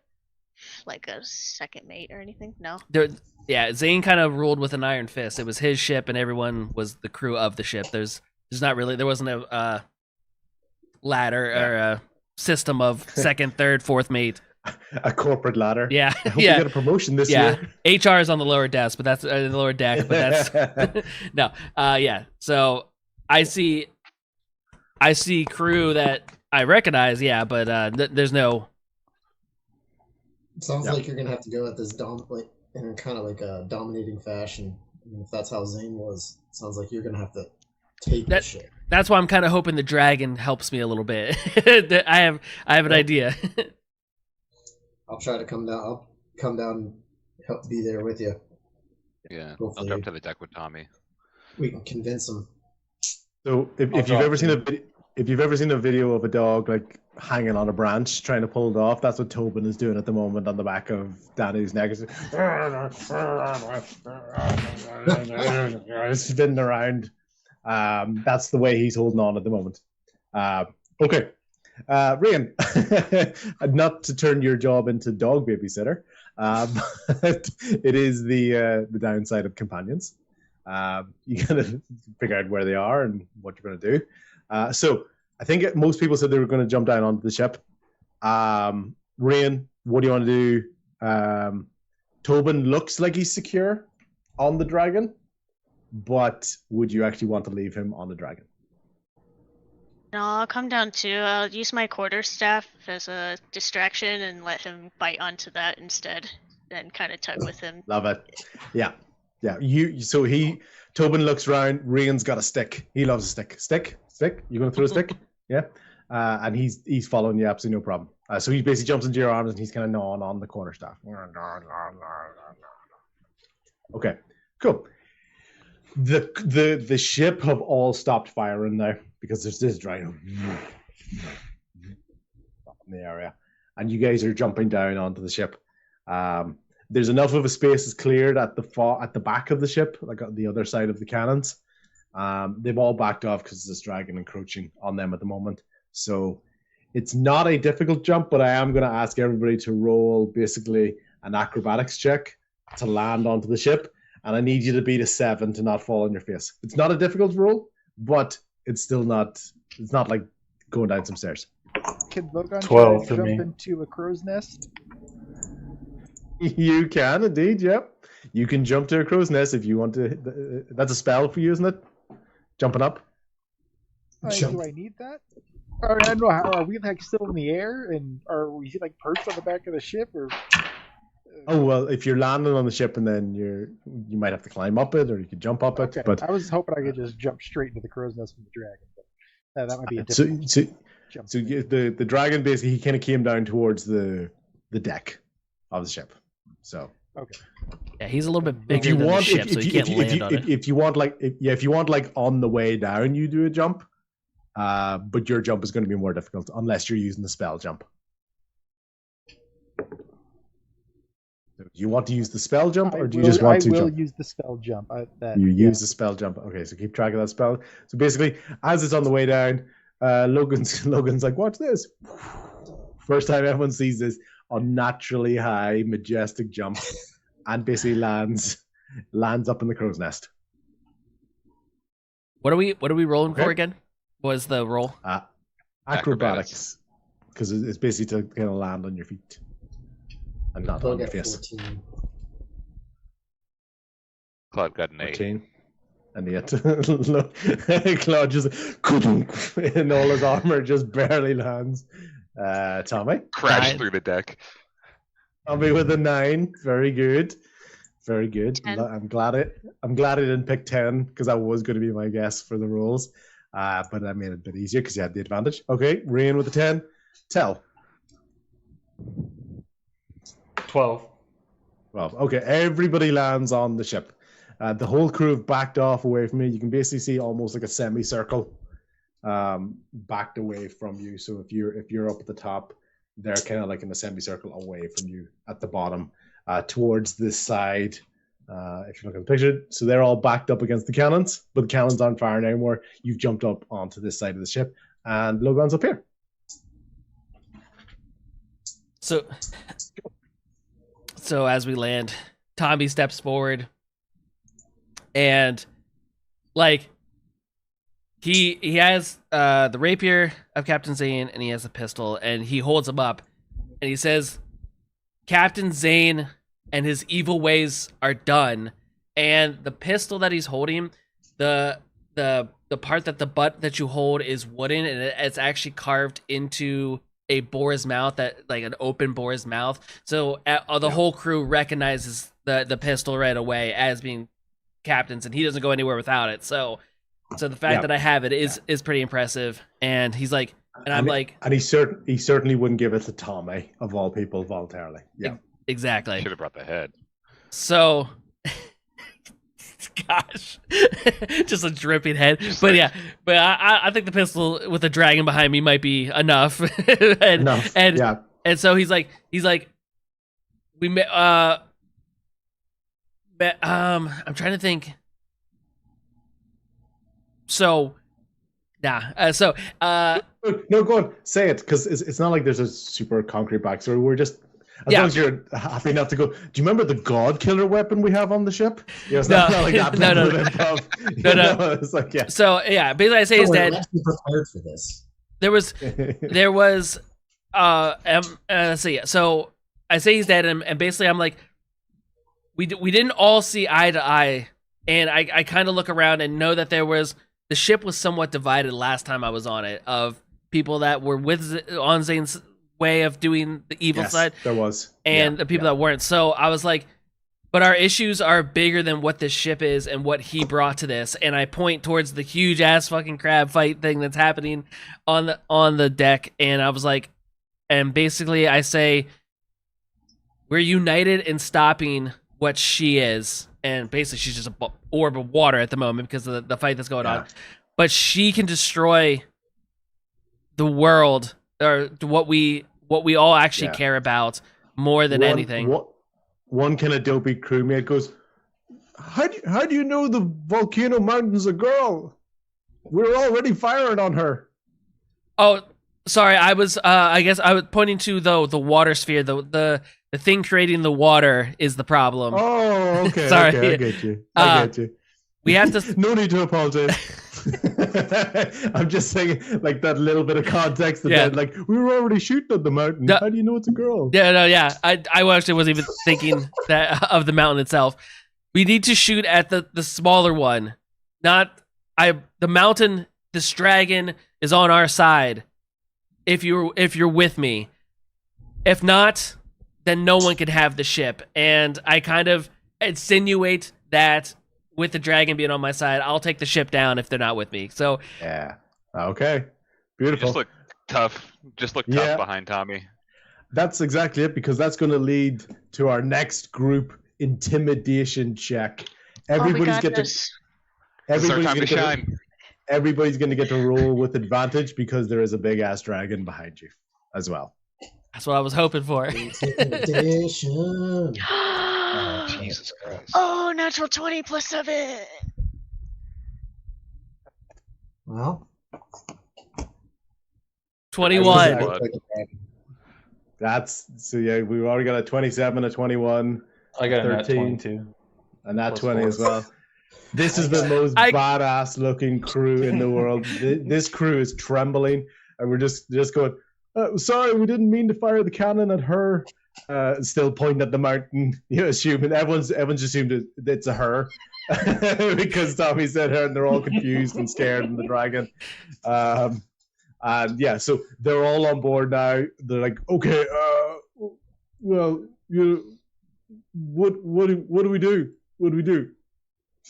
I just picture a perfect moment of someone snapshotting us group, put it on front of a CD, parental advisory, kind of like we're just looking badass. Put us on a poster. But no, Tommy just reinforces that this ship is now ours together, and our enemy is the smaller water creature over there. Yeah, not the mountain, not this dragon. Together, we got to stop that. And immediately gives commands to turn cannons, or to turn the ship more at an angle. In the cannons, yeah, that's fine. Yeah, using the proper boat lingo that I don't truly know, but it's yeah. But I say it, I call it out, and I then say we to prepare the cannons and everything, and then hold fire. And I'll look up at Danu, and I'll say, whenever you're ready, we are. Kind of letting him lead whatever this is about to be. So, Logan, in that moment when you're way up high on the crow's nest and you've got the wind blasting of the dragon's wings, you have no idea what Tommy just said. You saw a lot of gesticulating, all the arms moving, and you just hear, you've no idea what's been said. Nobody's done anything. They're all kind of standing still at the moment, but you look super intimidating up in the crow's nest. But you're not getting quite as much attention as you thought you would because there is a big ass dragon. So you look super intimidating, but no one's really looked at you because you're quite high up. That's fine. I'm just up there with my bow drawn, but not shooting. Yeah. Okay. Fantastic. Trying to be fantastic. intimidating. Okay. Cool. Danu will basically get Tommy's attention and everyone's attention, and he goes, "You have done well, my friends. Now, try to keep your distance. Do what you can. Your support, we will be grateful for. But now I must go and do what I can." So he's looking at that. Basically, any sort of moment for a mini reaction from anybody before he's going to sort of swoop away. So, yeah. Yep. Cool. Danu's like backing down, right? As you look towards the coast, Danu's backing out. Aid is there, and he's still trying to fight away at Casera. And you see bigger than Casera in the distance, two perspective, green individuals running towards Casera as well. One of them has a shield, and one of them big and bulky. You can tell is Aesir and Larix, and they're basically charging down on Casera. And Danu's making his way there.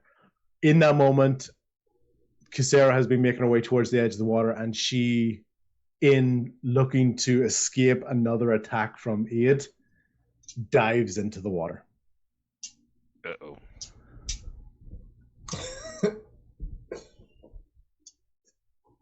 The rumbling of the water, the true form of Casera rises up into the port. She had to get off the land. You've got Aid on the ground there. You've got your Aesir and Larix, and you've got Danu all trashing about, and you've now got the cannon, the boats with the cannon under your control. Okay. In that there, Danu's flying around, and you can see Danu and Aid.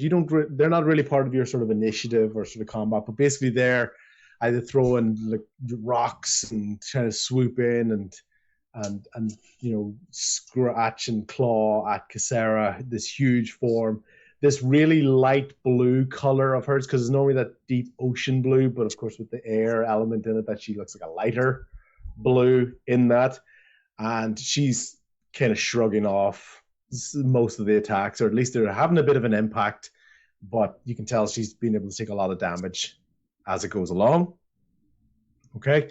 And it's up to you guys in terms of what you want to do strategy-wise, what you want to aim for, or how you want to sort of assist this ultimate battle that's happening. But you get the feeling as well, because when you look at Casera, you can see that the tentacle part sort of still cut off on this side, and there's still a bit of bleeding happening there as well, or a bit of damage there. So you have had an impact on this thing, and it is still a little bit weaker. It even looks a little bit smaller than what you remembered at Shellborg whenever you saw the ultimate water attack. But you can kind of see her building up this attack and the water swelling around her. And you get the feeling that in time it's going to be unleashed on Daggerford, especially in the direction of Aid as the volcanic mountain. Can I do perception check to see if they're... You said she's preparing an attack, kind of? Yeah. So, how is she preparing? Like, can I do a perception check to see how she's actually preparing that? Like, is she... I don't know. So she's in the water, and so you can kind of see with the the claws here and the web and all. So it's almost like kind of like her arms are rising up, and the water in front of her is swirling almost like into a whirlpool.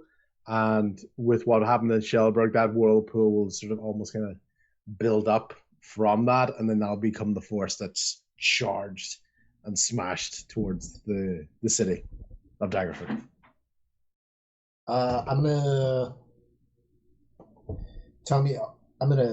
take command of these of the guns, and I'm gonna go and go down to where the cannons are on the lower side of the deck, and I'm gonna tell them aim for her arms. That's where she. Yep. And then, perfect. Yeah. Excellent. Also, as an inspiration, I'm going to play a battle hymn. Nice. To kind of help the crew keep in line.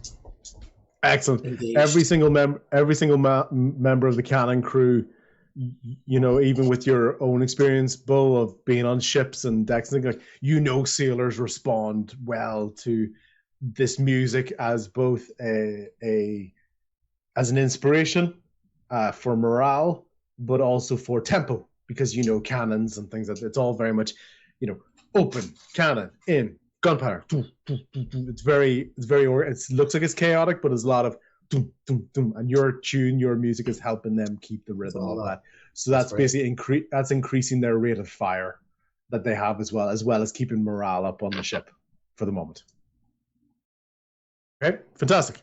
So basically, this cannon fire is bashing off, and every so often, a couple more hits than maybe you'd expected because of the distance and because of the turbulence. Basically, the swell of the water is making it difficult to aim as well. But still a few hits more than if you'd have done nothing, are hitting Casera. Yeah, so it is having a positive impact on that. Is she within 120 feet? I imagine with cannon fire, potentially. Yep. Okay. Rand's gonna send another message to Casera, and thinking of Niall's tortured screaming inside of his mind, send all of the screams of her kinsmen that she's been hearing in her trauma and add her own scream into Casera's mind to try to distract her from this spell. Excellent.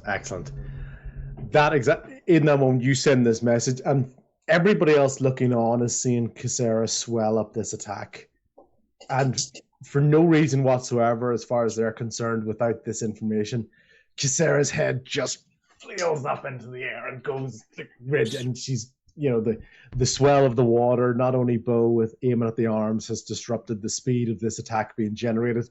This has temporarily paused it and interrupted it. at the moment as well. So this attack that's been building and building and going through multiple stages before it gets unleashed on Casera, basically with a time-based element to that.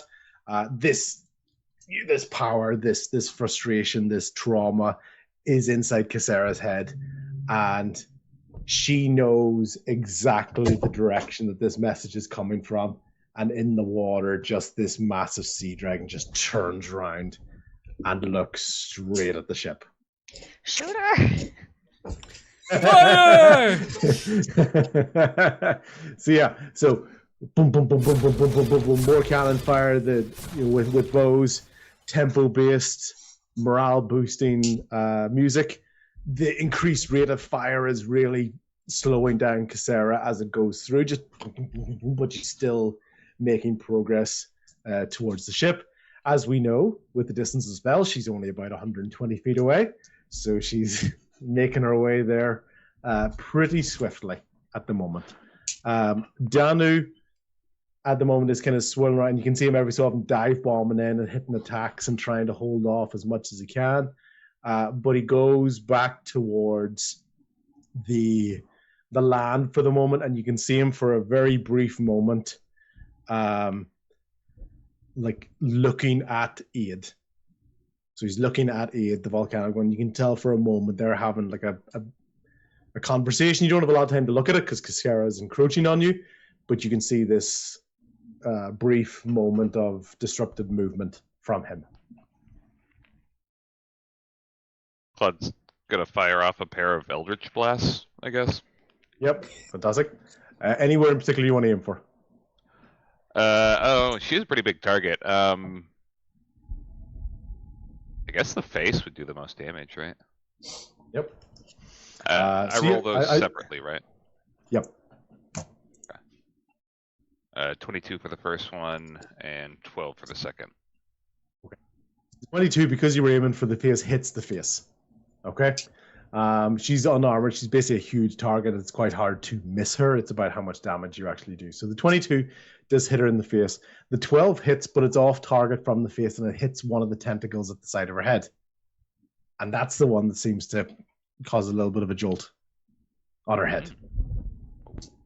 So yeah, so like two a visible reaction.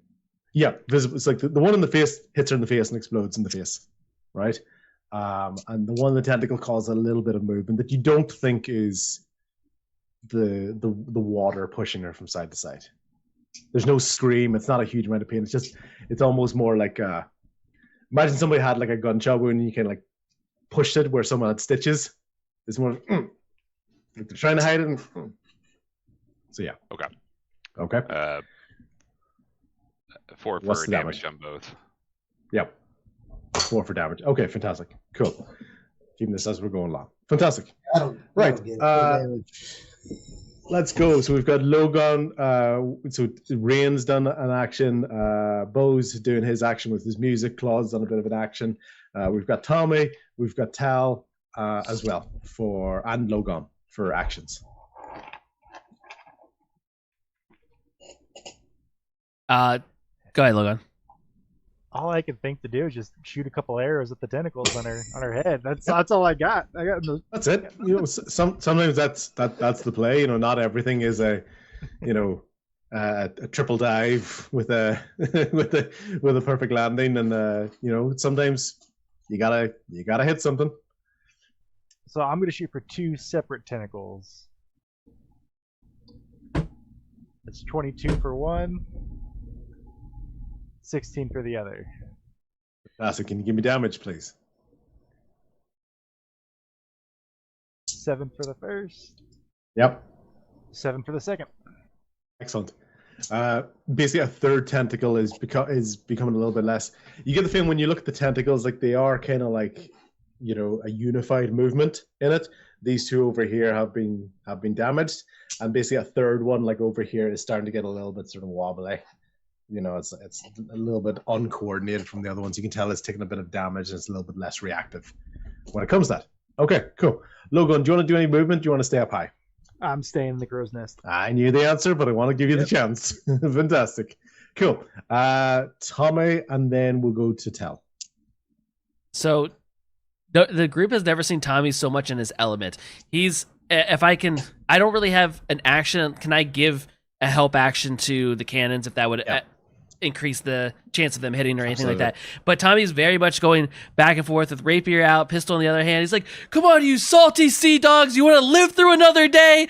Put your backs into it, fire those cannons. And he's like very much in charge of like very stepped up into a leadership role that the group doesn't normally see, and he's just back and forth, just yelling commands / insults, because that's how pirates talk to each other.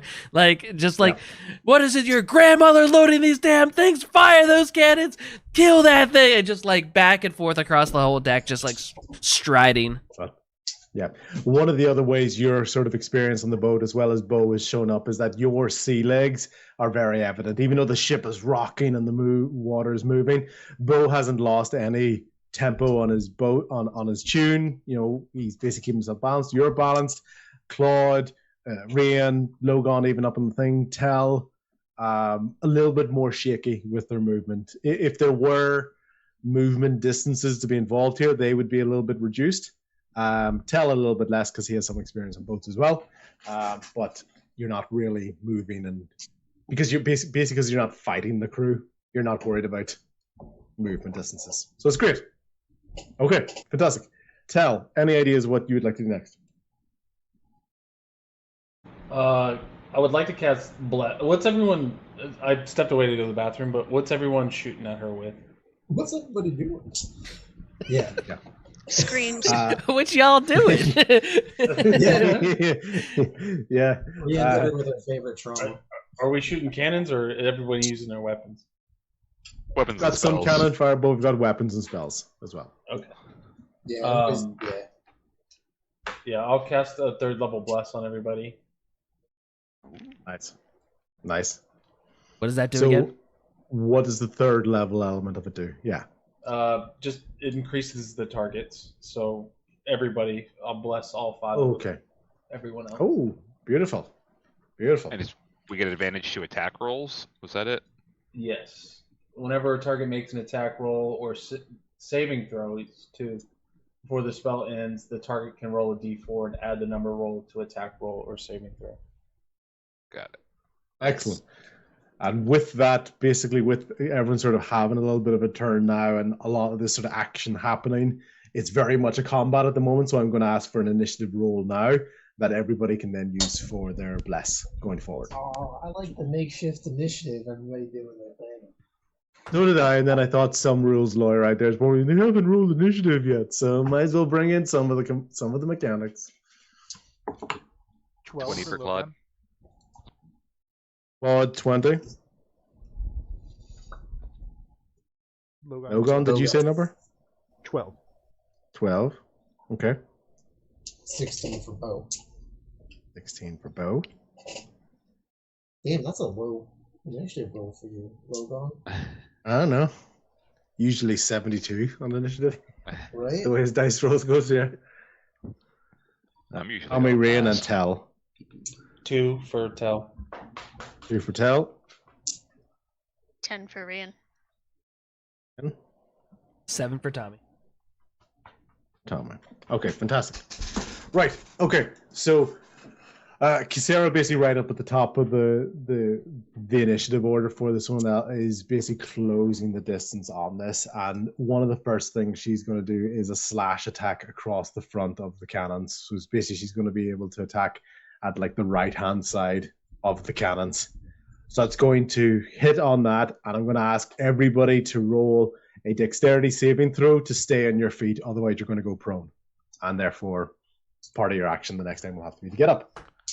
You guys get a +4, remember? Well, not a +4, roll D4 because of bless. Yep. Oh, good. Oh, thank God. And that's not just a one-time use. It's whenever we roll a saving or attack, we just get to keep adding a D4. Yeah, because of bless is like time Like a based concentration. Yeah. It lasts for up to 1 minute, but you can imagine this sort of fight with the sheer ferocity of it and the fact that you're on a wooden ship compared to a sea dragon. A minute's a hell of a long time to be fighting it. Yeah. To be fighting it. Most fights, as you can imagine, don't last a minute. So yeah. 21 for Claude. 20. Cool. So rather than everyone sort of giving their scores, anybody who had, tell me if anybody got less than 10. Nope, everybody got less than 10. Cool. Stumbled, the ship takes a bit of a rock. You lose about a quarter of the cannons on the right hand side. A couple of men have fallen overboard. There's a real massive dent in the ship at the moment. So you've got decreased weapon fire. You've been able to keep your men going. Morale's dropped a little bit. Bo, I'm going to ask you for a concentration because basically you're keeping a song going, which will help morale. You stink. That's a 6. Okay, you briefly lose your tune, and the guys are starting to freak out a little bit. You know, if unless you can kind of get the morale back, you know, you might see guys kind of jumping overboard the far side and abandoning the cannons. So something that's going to have to be managed as a crew for you guys. Okay. Got it. Cool. Claude, you're up. 20. Oh, I'm not used to being first. I'm gonna jump and grapple the dragon. No, I'll cast it. To be honest, I'll take that over seduce the dragon. Oh, what do you think I'm gonna do once I'm grappling her? Oh man, yeah. Whisper sweet nothings. All right, so I'm just gonna turned into a weird Oedipus. Just whisper, just try to deceive me. Go, Rain's just being dramatic. good girl. Calm down, All right. brother. And I'm gonna aim these at the tentacles. Yes. At least what's damaged. So that's Yep. a 23 for the first blast and Run. a 4 plus 26 for the second one. Okay, fantastic. They're both going to hit. Claude, as you're using these Eldritch Blasts, you're basically tapping more and more into that Warlock element. There's a very low, dull voice that's starting to build up in the back of your head. Fuck. Okay, because you're basically tapping in and using these things that are not very Paladin-esque. So Yeah. you are using a resource almost of sanity that I'm making up for you at the moment. I wasn't using that anyway. Yeah, you are using that anyway. Yeah. So basically, the more and more you're using these Warlock powers as a Paladin, is having an impact on you.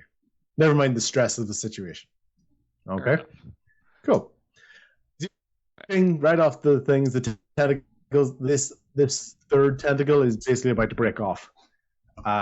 It looks like it, as you're sort of focusing fire on that, especially with those very high rolls. You're not just hitting any old tentacle. You were aiming at a specific tentacle that had been damaged, so you get that hit. Okay. The first blast will be a 9. Yep. Of force damage. Excellent. The second one is a 10. Oh, actually, that is enough to break it off. Cool. So more blood should be creeping out from that there. What you do notice a little bit is, and you're not quite sure if it's perspective messing with you or the water, but Casera shrunk a little bit. You're not quite sure if it's perspective or it moved or whatever, but definitely weakened a little bit. Because she is significantly larger than Aid, even the moving mountain, and Danu in this form. So she's getting a little bit closer to kind of their normal size. Is what you perceive to be happening. Whether that's real or perspective, I don't know, but that's what you're kind of noticing at the moment. And everyone else kind of sees it as well, because it's not like you're distracted by something else in this world. You're all staring at Casera. You can see there's nothing really pulling focus from Casera at the moment. So you're all kind of noticing this. Okay. I'll just use my free action to reinforce to the party. I'll be like, the tentacles seem to be a weak spot. Finally, some communication. What you're seeing here, there's about 8 or sort of 9 tentacles on this thing, and you guys have damaged 3 of them at the moment. But you can see the amount of damage that she's doing at the moment. So you're gonna have to sort of take that in consideration. It's not like you've got like an hour to keep pinging away at these things, you know. And never mind, you're rolling really well for now. Okay, cool. Claude is there. Bo, you're up. 16. Terrific. All right, so I'm gonna listen to Claude and take a note from Tommy's inspirational speech to the from last turn, and I'm going to make it a double, and I'm going to cast Calm Emotions onto the cannon crew or just the crew in general that kind of believes that they'll be, because it's like morale. Yeah, you're looking. Yeah, well, looking. Causing frighten. So, and if they're about to turn tail and run, I'd like to prevent that. Well, in that moment, you hear jealous. Yeah. So I'd like you to roll a 2d8, please. Yeah. Yeah. I kind of thought about using my words too. Use your words. Yeah, I used my spells instead. 12. Well, oh, okay, very good. All you hear is, let's dance! And everybody's morale is lifted, but while they're doing the cannon fire, their feet are going like crazy. They are basically tap dancing and Irish dancing and jigging, so they're all doing their actions, but they're manically dancing while doing this. So it has worked. It has worked, but you can see their eyes are super confused because they're like, oh, okay. It's basically like a happy feet type thing. So it's worked. It just worked very, very differently to what you expected it to.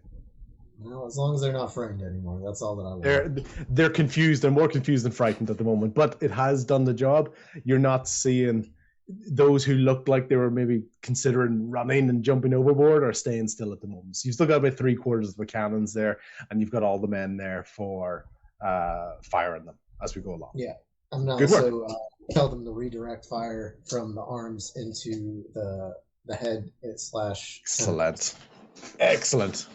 Excellent. Fantastic. Okay, cool. Any bonus actions, anything else that you want to do at the moment? Nah. I'm pretty well set down there in the cannon crew. Fantastic. Okay. Logan with the 12. His like easily some of his worst initiative rolls, and he's still third. So yeah. I don't know what you're telling Logan. Same thing. Logan, as you look down, yes, you're looking at Casera, but now the entire crew is dancing. Like they're like, you're like, has something good happened? Like everyone's dancing, everyone's at the cannons. Yep. Yeah. Cool. Power of song, baby. Same thing as last turn, but I'm going to focus both shots on the weakest looking tentacle. Cool. The last one did break off, so there is no weakest looking tentacle at the moment. All right, then just the next one in line, I suppose. That's fine. Cool. All right. So whatever it is, tentacle number 4, not that we're necessarily lining them up or whatever. Yeah, so two rolls, please. An 11 and a 28. Cool. 11 misses. 28 hits. So for the 28, oh, come on. Oh, wait, that's better than I thought. 11. Okay, good solid hit on it. The 20, it's a good roll. The thrashing about and the movement and everything. You're in the crow's nest of a ship that's been rocked by the water, so the 11's not enough for it to hit. That's where the sort of difficulty in hitting her at the moment is. It's not necessarily like her armor or anything. I think he's reconnecting at the moment, but that's fine. So yeah, it's a good hit from him. Okay, Rian.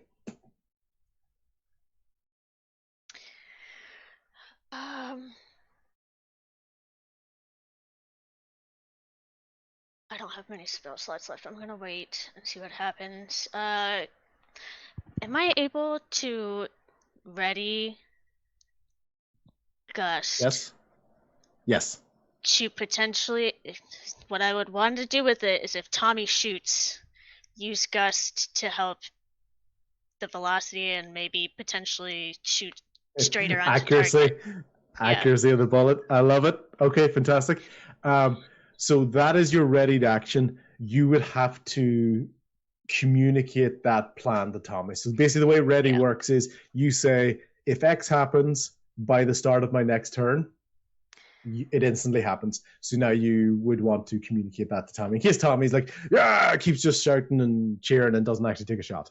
So. Cool. Yeah. I'll yell to Tommy. Tommy, do you think those guns will hit? Tommy's so full of confidence right now. Absolutely. I'll add a little speed boost if you do it. Sounds good. Cool.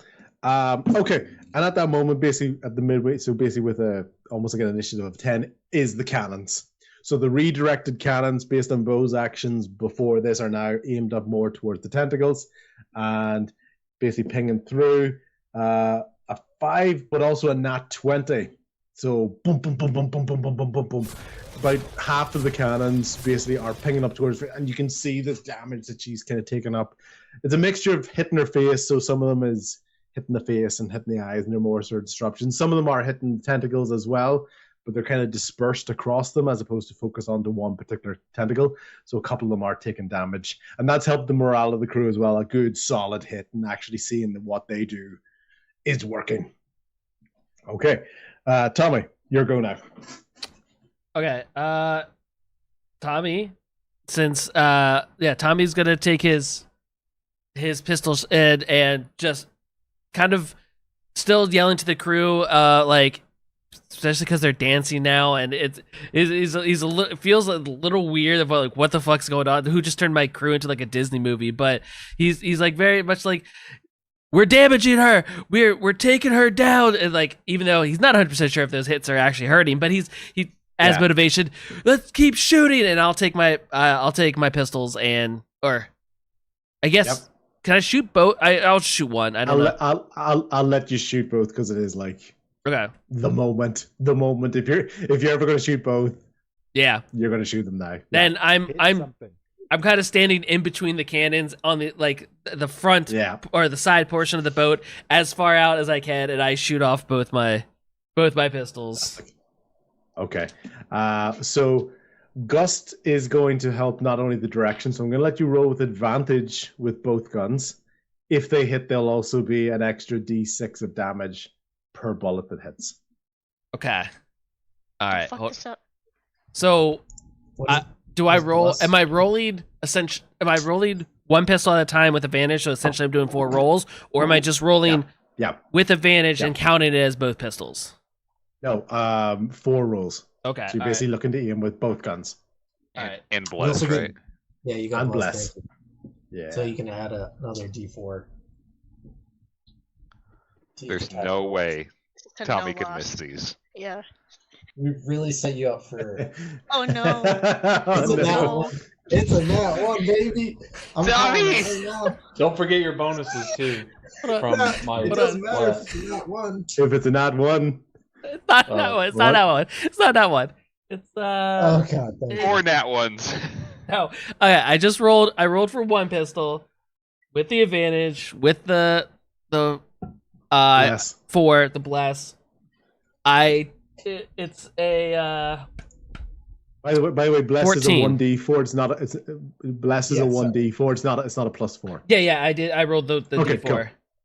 So Cool. One pistol. What? 14. Yeah. Okay. Do I roll the bless on the second one, or is it just like a 1? No, you can roll them both. Okay. I'll let you roll them both.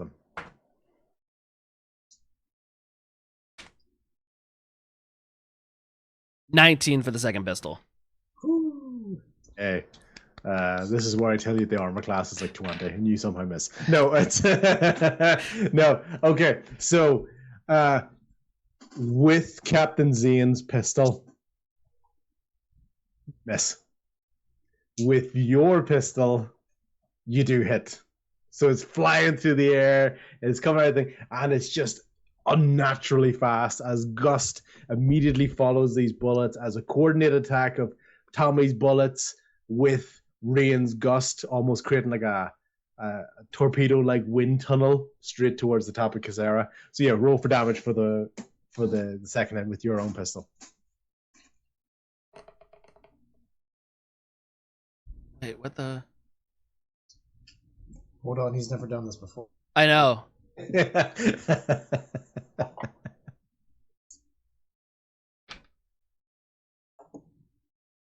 It's rolling so many dice on here, and I don't understand why. Yeah. Did you collect a bunch? Oh, Your revolver this whole time is like a was it like the Fat Man from Fallout? It's just a nuke. Yeah. I do 10 damage. Okay, fantastic. Good hit. Hits one of the tentacles, does a bit of damage. So yeah, so Tommy shoots off the captain's pistol, and it doesn't work. And he's trying to be confident, but there's definitely that little part of him is like, oh fuck, please.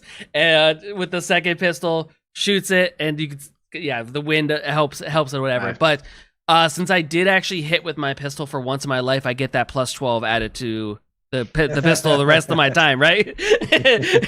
and roll back to the video to what he said. Let's go. Sure.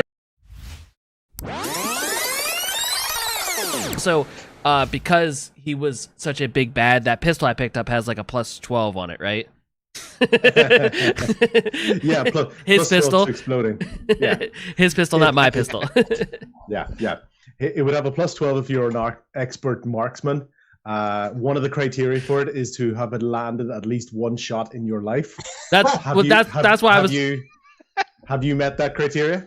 I'll have to roll back the tape. I'm not exactly. Yeah, I can't deny or confirm, but.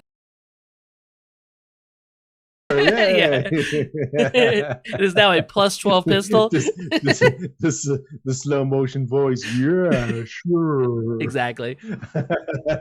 Okay, fantastic, Tommy. Yep, you've helped. You basically use your action in that. I'm going to go with sort of action and bonus action because there's two guns. Yep. Okay. That's fine. You haven't done anything for the morale of the group, just so you know, in terms of mechanics wise. All right. Understandable. So that's fine. It's good that it hit, but everyone's sort of happy feet, crazy feet, doing their cannon shots. So you haven't added anything onto that. Right. Okay, that's fine. Cool. That's Tommy and Tell. You are up. So I have a question. I want to cast Sacred Flame, which is a cantrip. Yep. Do I have to roll to attack, or because it says you have to do a dexterity saving throw? Do I have to roll to attack still? It means I have to do dexterity saving throw? No. Yeah. So me as the creature does. When you've attacked that are based on saving throws, it basically says it's going to hit in a way, or it's going to at least do some damage. So it's whether I take full damage or half damage. Gotcha. So I want to cast Sacred Flame on the one that Tommy didn't hit.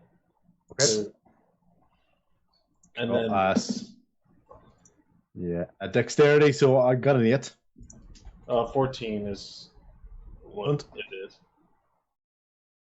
So Sacred Flame, tell me about that spell. Is it radiant or is it fire or what? Flame-like radiance descends on a creature that you see within range. The target must succeed on a dexterity saving throw or take one. Oh well, I have 2d8s, but radiant damage. The target gains no benefit from cover. Okay, fantastic. So the reason I asked that is because like radiant, so it wasn't like fire against a water creature. Basically, is the way I was getting at. So if it's radiance, that's fine. It's a normal attack. Perfect. So then like normal damage. So you tell me what the damage is. Yeah. Okay. 8. Okay, fantastic. So this fourth tentacle, whichever one it is across the board, is taking a lot of damage. It's starting to look a little bit weaker as well. Okay, which is good. But it does come back to Casera's turn now. Okay. Is there any bonus actions or anything you want to do before your turn is done?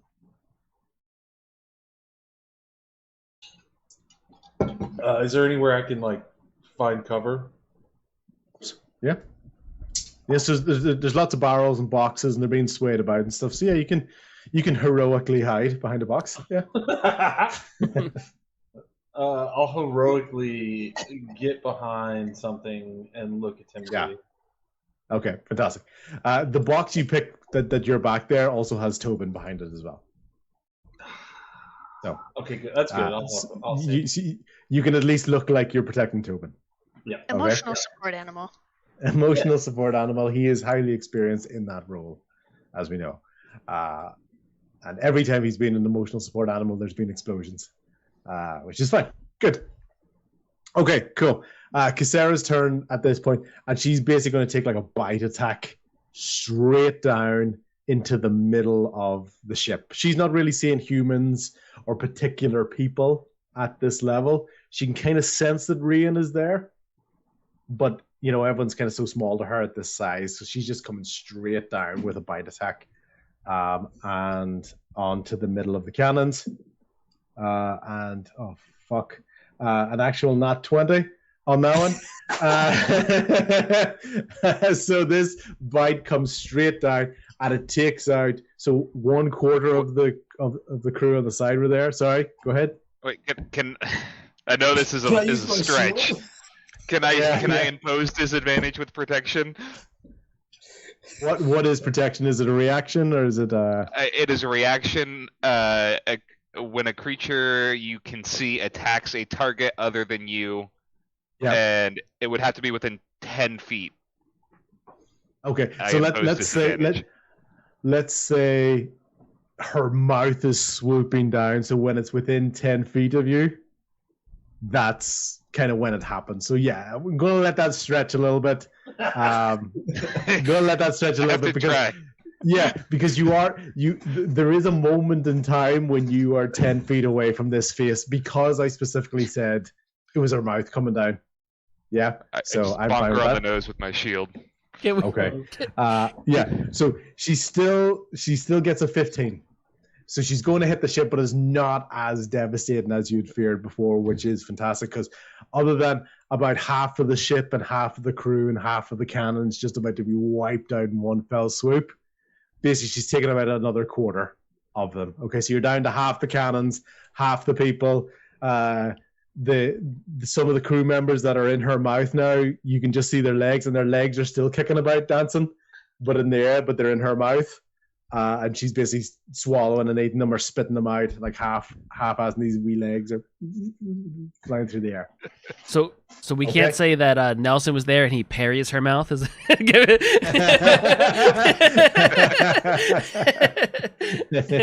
get him to come with us?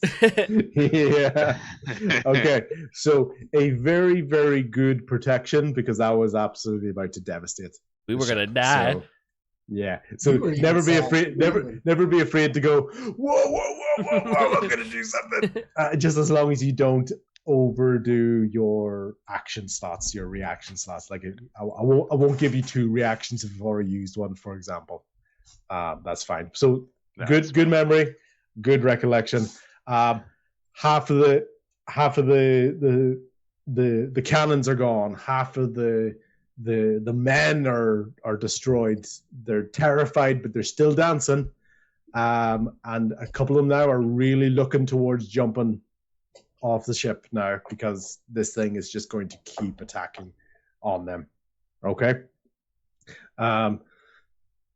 However, in that moment, you do see as well, Aid and Danu are on the shoreline. Okay.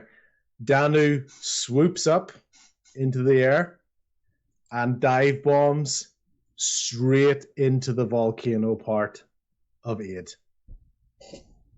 That's what you see. You basically just see Danu go straight up and into the volcano part of Aid. Okay, back to the top of the order. You basically see a huge splash of lava, and it just misses. It just misses like Jarvis and Beauregard and Rusty. They're all on the shoreline. They're basically all trying to ping away and do things that they can or help people get to safety. But Danu has just basically plunged straight into the volcano part of Aid. Okay. Claude, up at the top of the order. Oh, all right then. The only thing I can do is continue casting Eldritch Blast. Vert. Sanity be damned. Do it. Yeah. Unlimited power. I am the Senate. So the first one is a 19 to hit. Yep. The second one is a 23. Fantastic. Both are going to hit. And 19. Sorry, go ahead. Yeah. So the 19 is going to hit the face. 23 will hit the tentacle that you're aiming for. Okay. So for the first one, the face, that is 5. Okay. And for the tentacle attack, whichever one is weakest, I guess. Yeah. So well, the tentacle, just basically roll damage for the both of them. Whichever one's highest, we'll say that's the one that hit the tentacle. Okay. 'Cause it doesn't have The damage. second one's a 9. 9. Okay, so 9 on the tentacle, 5 on the face. So pinging away. Okay, cool.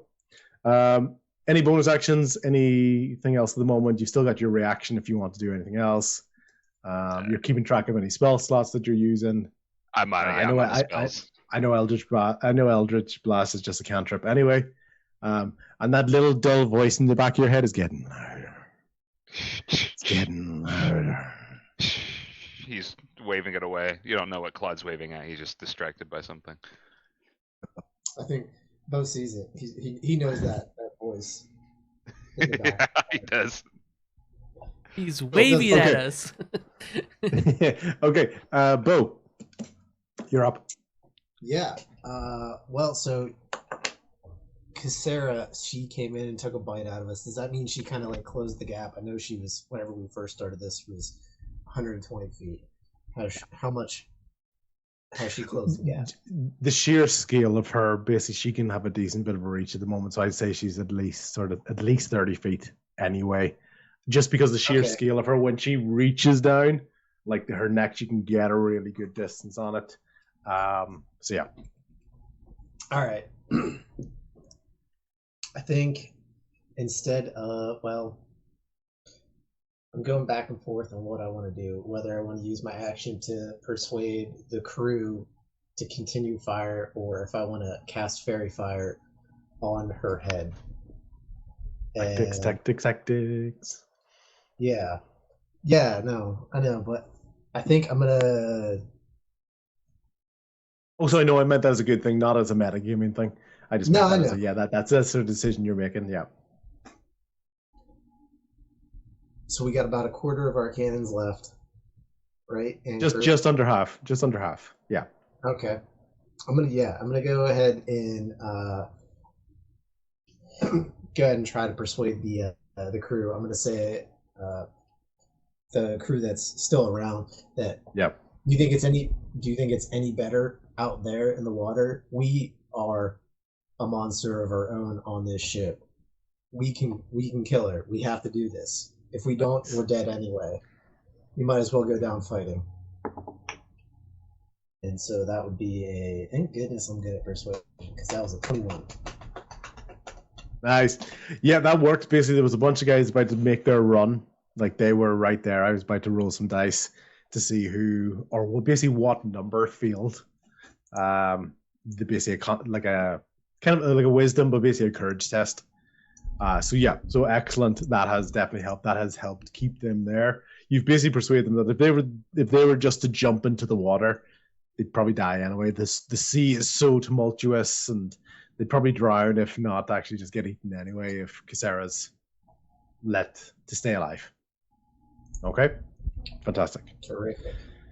Cool. And then, Is there anything else for Bo? I got one more bardic inspiration, so I'm gonna use that bonus action, Yep. and I'm gonna say, Tommy, great shot. I know you can do it again.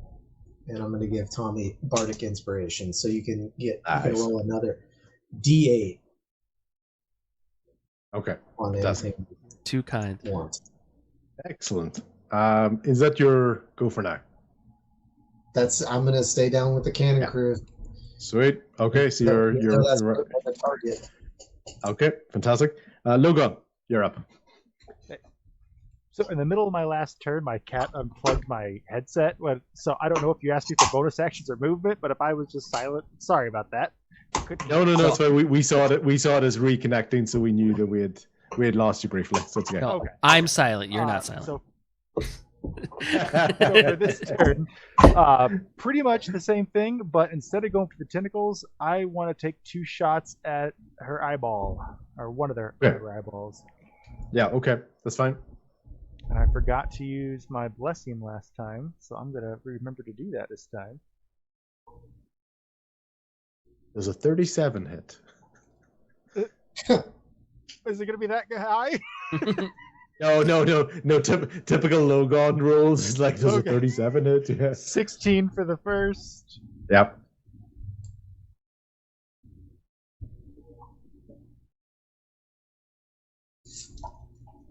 $21 for the second. Yeah. Okay. Cool. So you're basically going for the eyes.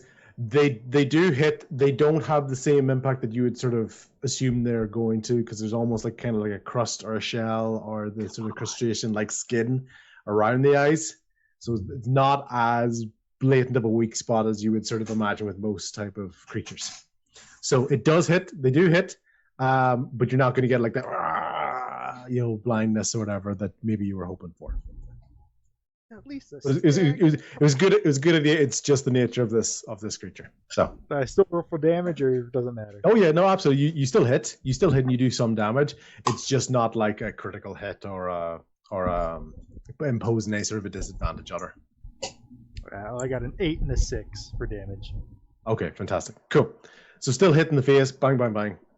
You can see definitely has to shake it off a little bit, but still ready to move forward. Or your cat unplugs your headphones again. Any bonus actions or reactions? No. Secretly, the cat is on Casera's team. No, I'm good. Okay, your own little displacer beast in the room there, just messing things up. His cat knows we have a dog companion. It's not down about it. It's the displacer kitten whose family we killed. Oh no! Oh man, yes, yeah. Okay, Logan, that's good. Okay, cannon fire. Half the cannon fire as we are looking at it again. 2 good rolls. Boom, boom, boom, boom, boom. Another tentacle comes off, so it's just the sheer the rate of fire, the fact that there's still enough there going on, and damage being taken to that. So we've got 4 of them destroyed, basically 4 of the 9 that are there that you can see as it's sort of moving along. So imagine 4 to each side, and then the sort of the main one in the middle as well, as almost looks like a kind of tentacle type mohawk. So basically, at this age you've done a lot. It's still 4 out of 9. Okay, yeah. Right, okay, that's cannon fire, and now we are over to Rain. I'm gonna shoot magic missile. Yep. Level 1 at the tentacles.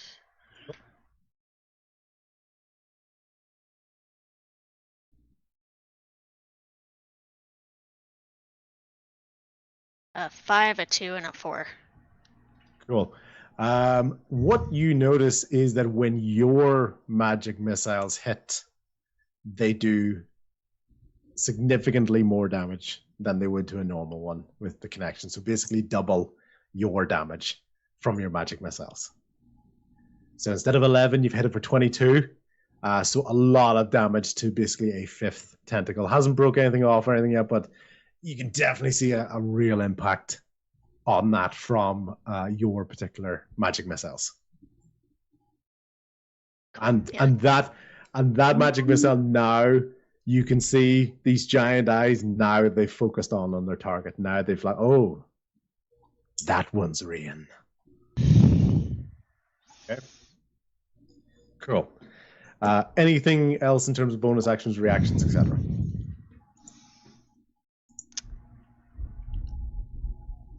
Am I kind of in the... I'm kind of in the middle of the ship now. On the deck. Yeah.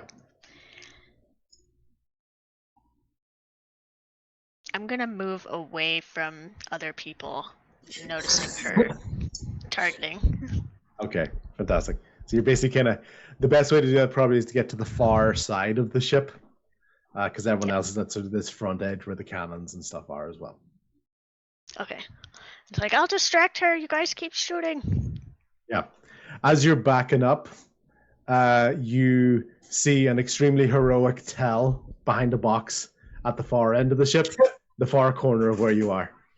Hey, I'm watching the dog. Yeah, and Tobin is trying to jump out of Tell's arms, and Tobin is trying to move towards you. Tell, do you hold on to Tobin, or do you let Tobin go? Rian, you want me to let him go?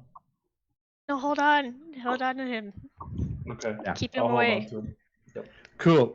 Tell, because you're now holding on against Tobin's will, I'm going to ask you to do a strength saving throw. You know when you pick up a dog, doesn't want to be picked up, not like madly shaking him right, trying to get out of your arms. So 19. Stay with me, Tobin. okay, you basically hold him really tight, and he's still squirming, but you're more than able to hold on to him at the moment. Okay, fantastic. Tommy. Okay, question. So the volcano creature that came up, did they walk straight across the water, or did they use the land to come over to us? Like, does it have the ability to get out to where Casera is? Yes, It does. It does. Okay. So basically, it kind of walks through the water, like its sort of legs and things were, you can imagine, because it's kind of like a crab, it's kind of like this.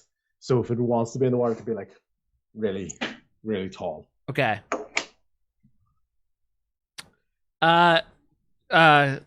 DM, is there a strong wind out here today at all, or is it calm?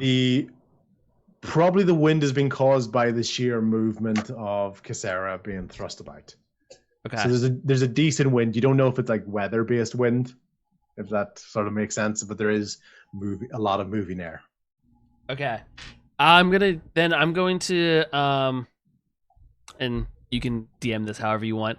Yeah, that's fine, yeah. I'm going to use my action as the help action for loading the cannons and writing the crew and still shouting my things. Yeah. And I would like to bonus action bring the sails down.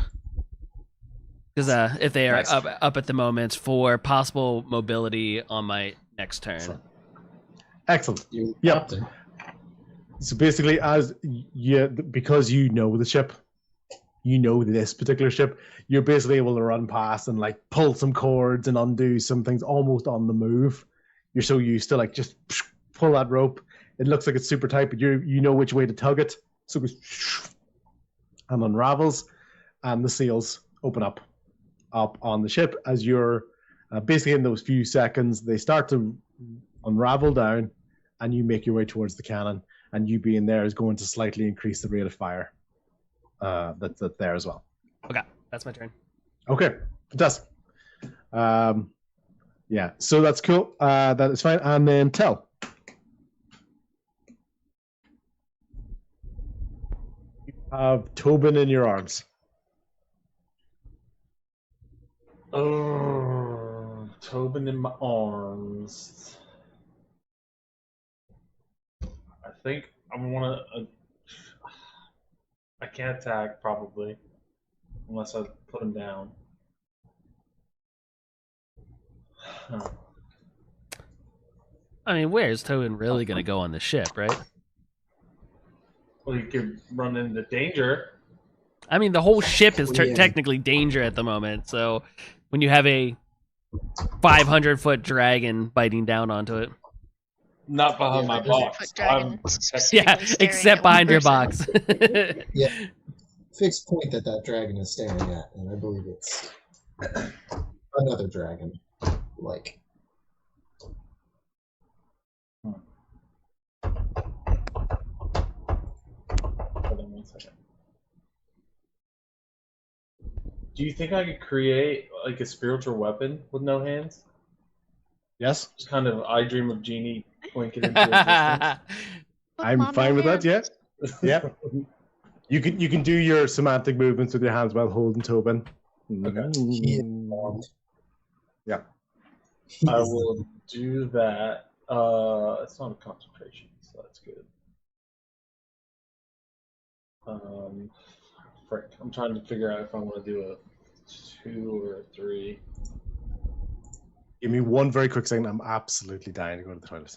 Yeah. While you're figuring that out, I'm like, the tension is so much. Alright, everybody, let's metagame while I was gone. Talking is a free action, right? Talking is a free action. I'm fine with that. If you want to go like a single statement, as long as you're not looking to explain like a full-on dialogue plan. In the Crying is moment. also a free action. Crying. Wait, no, crying actually takes up your full action. Matt Mercer said crying is a free action. Oh, So I'm gonna do a second level. Snake impression. Second level snake impression. I'm out of spell slots in my second level, but so I'll cast a spiritual weapon towards her face. Yep. And then it can't attack, right? Or I can't attack or not move. I can't remember what we said last time. I think whenever you spawn it, I think it can make an attack, but then anytime after that, it's your bonus action to control it. Yes, that's correct. Okay. On the first turn, you get almost like the aim and hit idea. So that's just an action. Okay. But next time, if you wanted to move it somewhere and then attack, it's a bonus and an action. So got it. Okay. So cast it, attack that face. Well, I'm writing notes for how many turns. Of your notes, you keep taking notes, buddy. Yeah. If you want to go back to the notes and figure out, did I actually ever say Dusty or Rusty at the start? Dusty? And figure out You what did the hell, say Dusty. what the, I wrote that down. I did say Dusty. Yeah, I knew I Yeah. said Dusty, and I was like, oh, Rusty was right there. So yeah, Okay. So. Frick. Frick and It's frack. just. I just roll a regular d20 to attack with spiritual weapon. There's no other. yeah, I believe so. It's just a melee attack. Looks like. Yep. 17. Excellent. Yep. So it's gonna smack in the face. And so, what does your spiritual weapon look like? It's a long sword. It's a longsword. So basically, this ethereal longsword basically flies through the air up into the sky and just slashes across the face. Yep. Hmm. So it's basically hovering in front of its face now as well, and it's slashed at it. Okay. Cool. Nope. Good hit. Any other movement? Anything else? Nope. And then damage. What? Yep. 8. 8 damage. Okay. Good. Slash across the face. 8 damage right on the face. Okay. Fantastic. And it does last for 10 turns, but it's not concentration. Not concentration. Lasts a minute. Yeah. It lasts a minute. That's cool. And it's not concentration. Not concentration. Fantastic. Because I was going to ask that the next time in case of like you holding Tobin and it together at the same time. Okay. Fantastic. At that turn, so basically, Casera's seeing this sword in front of her face and got the connection and looking towards Rian now as well. And basically, what she's going to do is swoop down under the water, swim under the boat, and pop up on the other side behind Rian. And her bite attack is coming down straight on top of Rian, or at least in Rian's direction. Rian, I'm going to ask you to do a dexterity saving throw, please. Can I also use my reaction to cast shield on myself? Yes, you can. Yep. Okay. Just because your turn hasn't come along, so yeah, it's fine. And I'll impose disadvantage if I can. Got a reaction left? That's fine, yeah. I do have a And reaction. my It's reaction. the only thing I have to use it on. You Yeah. have my shield. I think we successfully used those reactions properly. Yep, correct. Once per turn. Okay, I got a 9 on dexterity. Okay. Good. A 9 on dexterity. Okay. And then I'm going to say that you will need to use your shield if you're going Yeah. to do that. Yeah. Disadvantage, you said? Claude, yeah? Yes.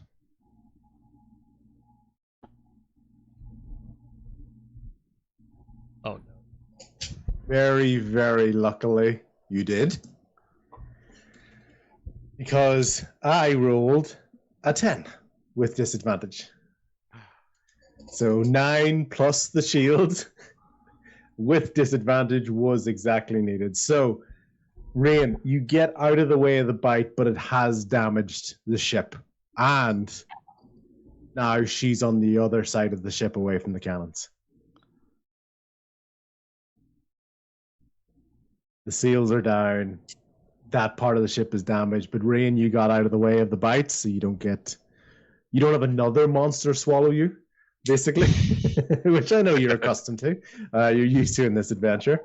Okay, but you do get out of the way, thankfully, by the skin of Casera's teeth.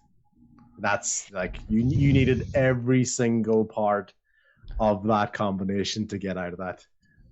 But that's where Casera is. She's now on the other side of the ship.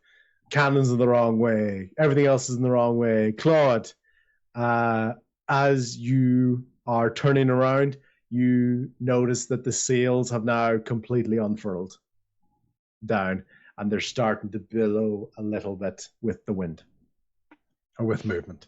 Not very fast at the moment, but you can see the ship is starting to make its way. All right, I trust Tommy knows what he's doing. He is the sailor. Yep. All right. He's All right, it's time to blast Casera. By the way, is your protection, was that a spell slot or anything, or is that just a cantrip? The protection? Yeah. It's a reaction. It's an ability. It would still use a spell slot if it's a spell. Yeah. It's not a spell. It's not a spell. Okay, cool. I'm just making sure of that because technically with your Eldritch Blast being a cantrip and the idea of potentially doing 2 spells in the one turn, but I didn't rule that or didn't think it, and I'm fine with the super dramatic moment of Rain diving out of the way and just barely missing being shot. Protection is just an ability I have when wearing a shield, so it's a reaction, but it's not any sort of spell. Okay. Oh, it's just to do with your shield. That's fine. It's cool. When equipped with a shield, yeah. Yeah. That's why whenever she bit that first time, he was just like, can I impose disadvantage with my shield? And just like, I just imagine him putting up his shield and just like the bite, just like. Yeah. Very Captain America. Yeah. But she's so big, so it's like, yeah, it didn't do the full amount of damage, but it still crashed into the ship. It's not like you full on bounced a dragon away. No. Yeah, more like a slight deflection, which is fine. Right. Okay, cool. Is there a range on protection? I just want to know, just in case. Yes. So normally it's 5 feet, but because I have the amulet of the pale wind that we got in Flattery, my reactions are extended another 5 feet. So 10 feet. Love total. it. Love it. Love that you're using all that stuff. Because I was just thinking, it's like, yeah, he would have had to be really close, and it's like, thank you, got a bit of extra distance. Good. Cool. I don't know how I picture it. It's like Captain America tossing a shield and then it bounces back after. just enough to give Rhea that extra second in her dive away is really what that did there, and you needed every single part of that. Okay. Cool. Claude, it is your actual turn. You're using the Eldritch Blasts again. Yep. Yes. And just for clarity, because I think I remember from playing Baldur's Gate, I think so. You can't do spells get crit and fail, like nat 20s and nat 1s? Because I got a nat 1, but I have a lot of bonuses on my first blast. Yeah. Well, I played them that, and Baldur's Gate can do whatever it wants. Yeah, exactly. I'm just trying to figure out the D&D. Like, that's fine. Yeah. I ain't Lothian. So my first, so the first blast was a nat 1, but with my plus and my bless, it is a 12. Yeah, I'm gonna ask for Bo's input on that one. Bo, would you do a crit fail on a spell casting? I don't know. Impartially, would you? No, I genuinely don't know. That's something I'd have to. I don't know. So here's my understanding is that. Sorry, go ahead, Bo. Oh, I'm just saying I'm a noob. That's all I said. So my understanding is that there is a feat that allows you to crit on spells, otherwise they don't naturally crit when you roll a nat 20. So by that logic, I think if you rolled a 1, it wouldn't fail. The same way Okay. you couldn't crit unless you took this feat, right? And then that probably means I'm a little bit kinder because I like the idea of if you roll a nat 20, even if it's a spell, it does cool stuff. So you kind of take you could have got the nice nat 20, or you can get the bad nat 1. Right. You know, as opposed to it's vanilla unless I have this extra feat. You know, I mean, it So, says make a ranged spell attack. I would think. Yeah. I kind of agree. I was thinking because you can crit fail a melee attack. What I'm going to do is I'm going to rule it for this one, for this particular roll, as that is not a crit fail. But going forward, we will do crits, fail, and success on spells. So we'll kind of have that as an agreement. So just because it hadn't been ruled as before this, so you'll get away with it this time. You won't get away with it next time. I mean, it only ended up being a 12 total anyway, so I wasn't sure if that even hits. So. Yeah, no, it's fine. Don't worry. I'm not going to fall out with you on it, but I'll go with that one in terms of it not being that. Okay. Okay. So What the about your second one? blast, is a 22. Yeah. Okay. Cool. So the 22 is gonna. So the other one is gonna miss. The 12 is gonna miss anyway. Yeah. The 22 does hit another one of the tentacles. It does a decent bit of damage onto it. It does one. Okay, it does some damage. It scratches it a little bit harder than you'd like. Okay, so it grazes the tentacle. Okay, so yeah, not enough to actually do that. But once again, that little deep voice in the back of your head is getting louder. But I only did a little bit. It's getting louder. It's concentrated, and you're doing it over and over again in a short period of time. Can't do anything else. Boom, boom, boom, boom, boom. That's all I've got. That's the real crit fail. Right there. Yeah. Okay. You can sight flashes in your mind of your completely devastated father, your emotionally destroyed son, that anger in his eyes. Those sort of scary images, nightmarish-esque images are flashing up through your head. You're seeing Niall's clockwork body and thinking about the good times and thinking about what torture and everything he went through to be able to be turned into that monstrosity. You can't even imagine what would have happened at that point of being kidnapped. You know, this idea that there was a young man there who intentionally distracted Niles so that he would be kidnapped. And like, you just think of that betrayal that's in that moment and what could have happened there. All of these sort of negative, scary thoughts are coming into your head as you increasingly tap into that part of your powers. Okay. I get you, but still. But live with it. Okay. Any movement, any bonus actions, anything like that? I guess I'll just place myself as close to the center of the party. You know, besides Logan, who's up in the crow's nest, just as close to the center as I can. Yeah, you're pretty much at the base of the crow's nest where Logan is. So that's kind of the most central point at the moment. Okay. Right, Bo. All right. So Tommy came down to the cannons. Right? Cannons as well, yeah, he did. Yeah. And the ship is taking some damage. Can I assume that?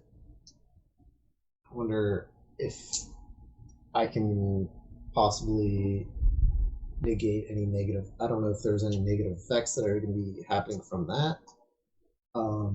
But I'd like to, kind of like go down below deck and try to possibly patch up any damage or. Yeah. That's fine. So you can basically try to plug away at some of the holes. Those sorts of things that would be reducing the speed of the boat if it was moving away. Okay. So by doing that, you'd be benefiting the boat by being able to move a bit faster. Tommy, you take command of the cannons. I'm going to go downstairs and try to patch up any holes. And so that's what I'm going to do.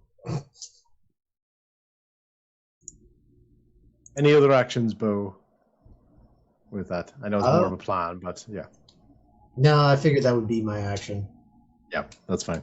So basically, you're good. So there's probably the quickest way for you to be able to get down is to jump down in one of the slashing parts where Casera had attacked. It's basically taking away like a top layer, so you can actually jump down to the lower decks from there rather than trying to find any stairs. You can actually just jump down because there's a huge hole in the side of the ship, cutting out the top of it. Excellent. Okay, cool. So while you're basically repairing away at that, that's going to help maintain the ship's stability and its ability to be able to move off as it starts to push forward towards that.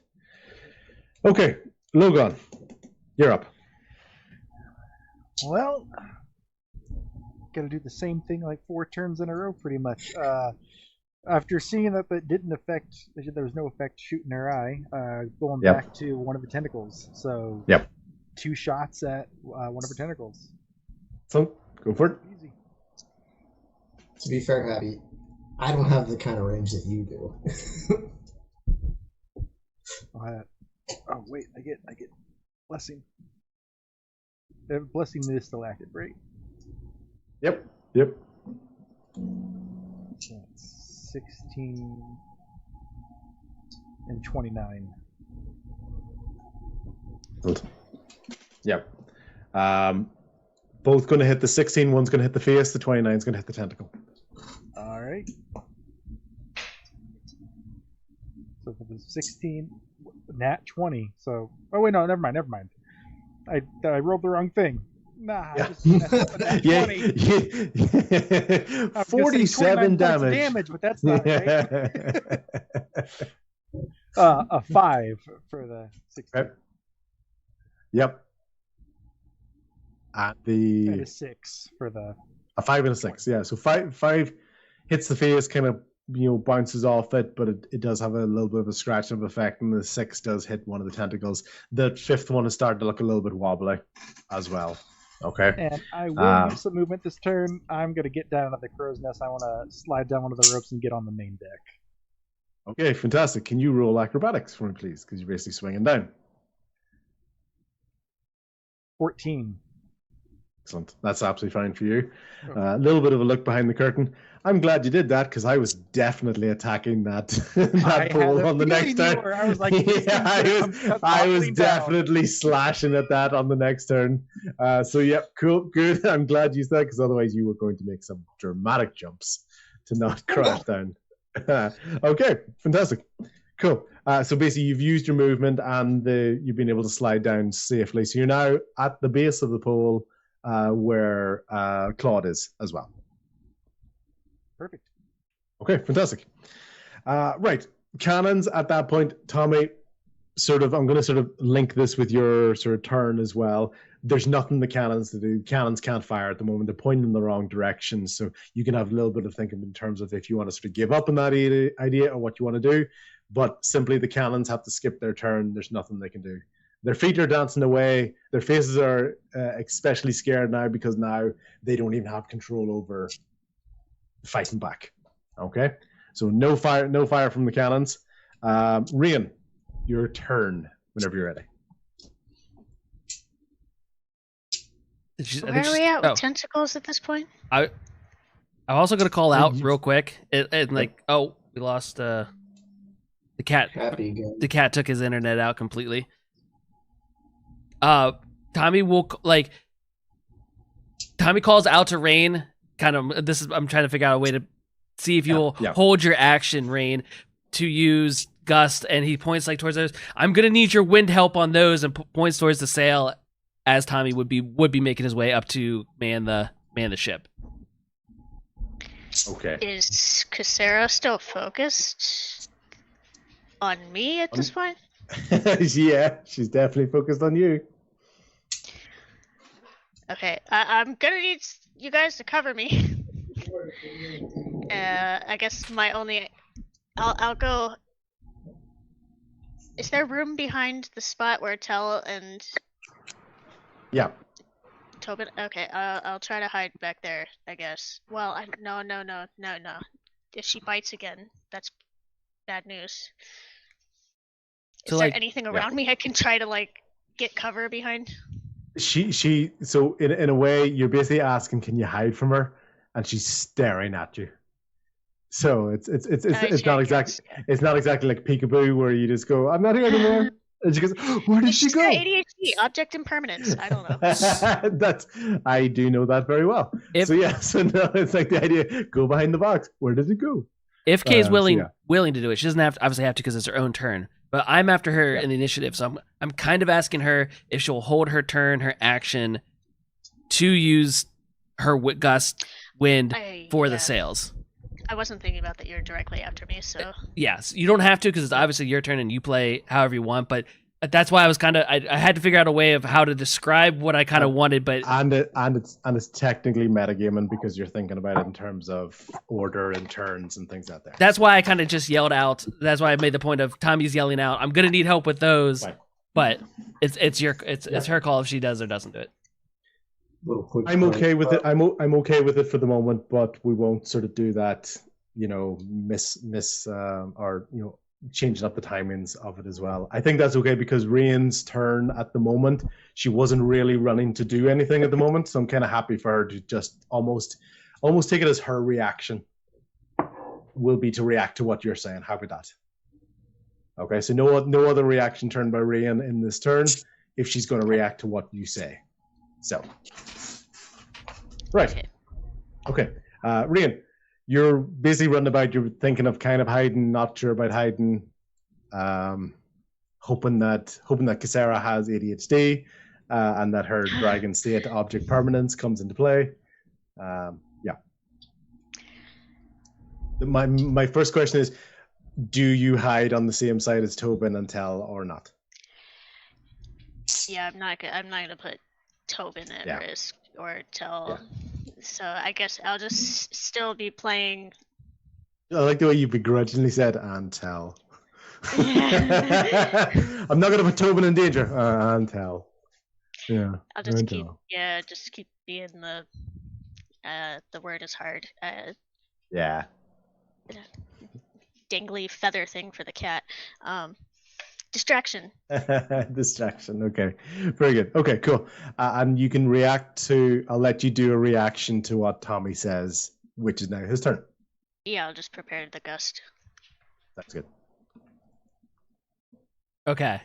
So Tommy realizing that we're taking this damage, like we can only take so many hits from this thing, is he runs up to the grabs the wheel with the hopes that Rain is gonna throw gust into the sails, and I would like to turn the wheel towards port side, not because I'm definitely looking at a thing, it's because I know ship terminology.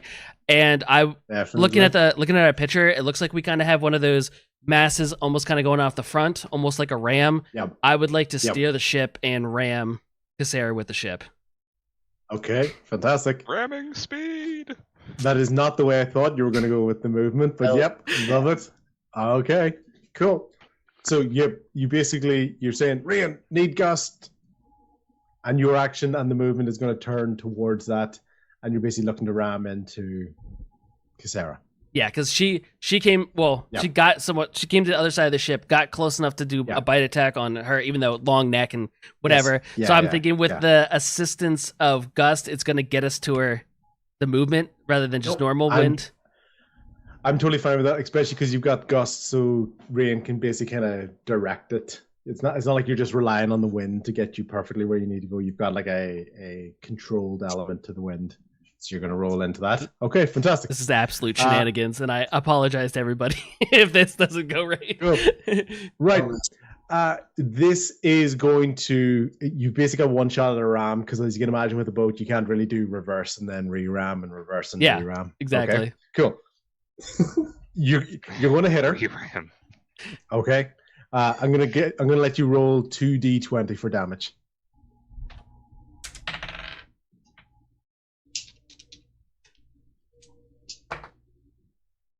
That's 19. Can I throw in? Yeah. Wait, does inspiration doesn't go on damage? Never mind. Doesn't go into damage, yeah. So 19. Altogether 19? Mm-hmm. Yeah, excellent. Okay. So the good thing is basically you can see the real point on the ship and it goes straight into, so it does properly connect with Casera and it does spike into her. but you're now stuck. I'm going to say stuck in her, but you are stuck. You basically you put this wedge, this front of the ship. See the this part here coming up. Mm-hmm. That's basically stabbed her. Exactly. So now the ship is right there underneath her face. Okay. Does that would you say, DM, that hinders her movement as well? Now that we've stuck a full ship into her. It absolutely does. Excellent. It absolutely does. Keep her in place.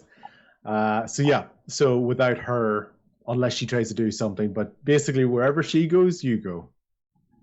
He says, Okay, fantastic. So tell me, you and Rain have successfully comboed again into a very cool ramming attack that has basically stabbed and speared into Casera. Okay, fantastic. Tell, you're up. Okay. Any tentacles left to hit? Yep. So there's still 4 of the 9. So basically, you've got you're about to damage the 5th one. The 5th one's looking pretty risky at the moment.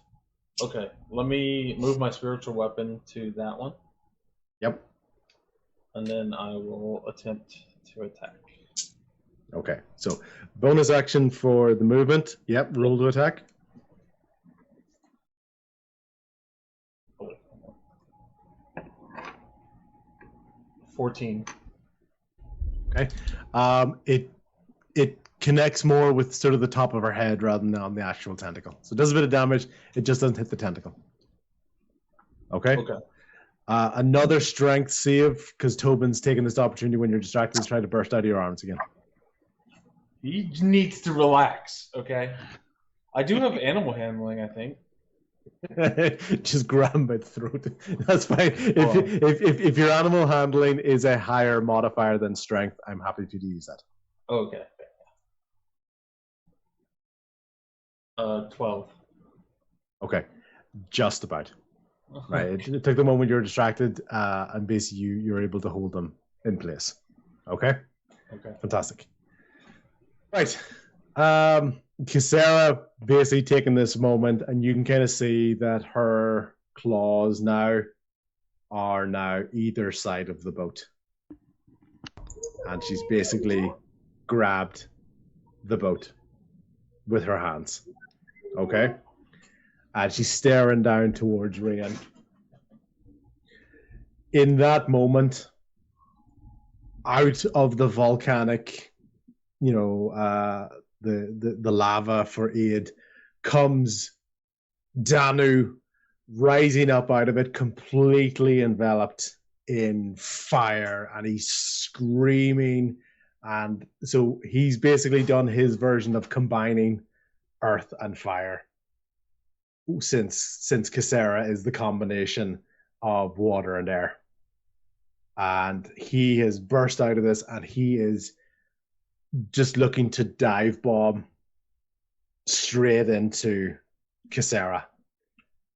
And he, with the distraction, with her focus completely on Rain and holding the boat, and the boat kind of helping to pin her in there, it's too late for her to be able to see Danu just crash straight into her head and took an absolutely ginormous amount of damage, and he basically disintegrates in that moment of time. So basically, as you can imagine, it's fire, it's wood, it's crumble. He's basically kamikazed.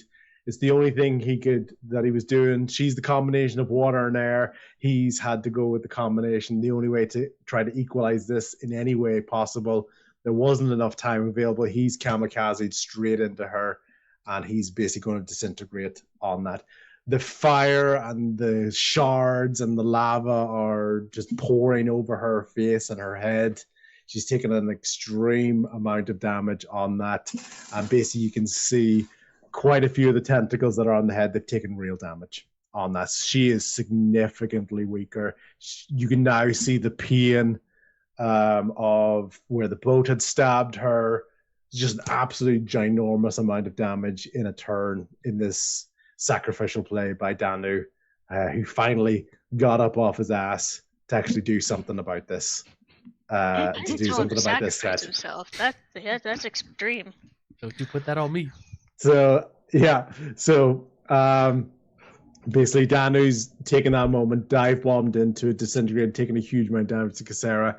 This is probably the weakest that Casera has looked. You can kind of see her really at sort of her sort of very, very weakened state at the moment, especially pinned onto the boat. Okay. Claude, you're up. It's time. All right, I'm gonna stop using Eldritch Blast. So I'm gonna draw my light crossbow Yeah. Okay. and continue firing on the tentacles. Yeah. Yeah. Or I attack the hands. I'm not sure. She's weakened. I'll fire on the tentacles. Might Okay. as well just hit the weak spot. Cool. Ooh, nat 20 on the attack roll, which is 25, 26 with the bless. Yeah. Okay. Fantastic. And then the crit, we're gonna. Oh my god. All right, so double damage, right? Yeah. All right, so that's a 3 double 2 6. Whee! Oh, so no, sorry, no. The way I do crit damage, rather than having a double of a crap score, take the absolute max that you can get from a roll, and then add.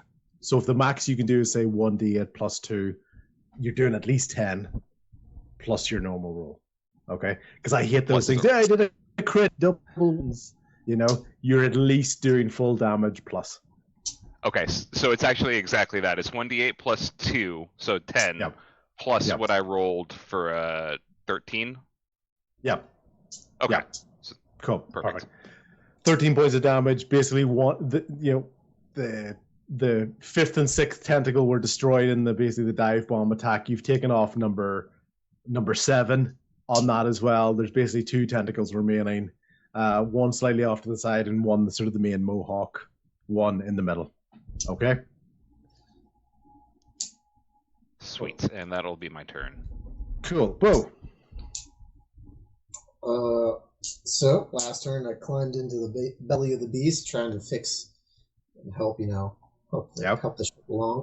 I'm gonna emerge. I don't know how much movement you want to deduct me, but would I be able to make it to? You did get the feeling that when you were patching up the boat in those sort of moments that it did help actually increase the ramming speed, which showed up on a dice that I did when I was going along. Hey, that's cool. So I did want to do a mechanic element in that because it's exactly what it needed to do. It needed to go faster. It had taken a huge amount of damage, so it gave an extra bit of damage. So well done.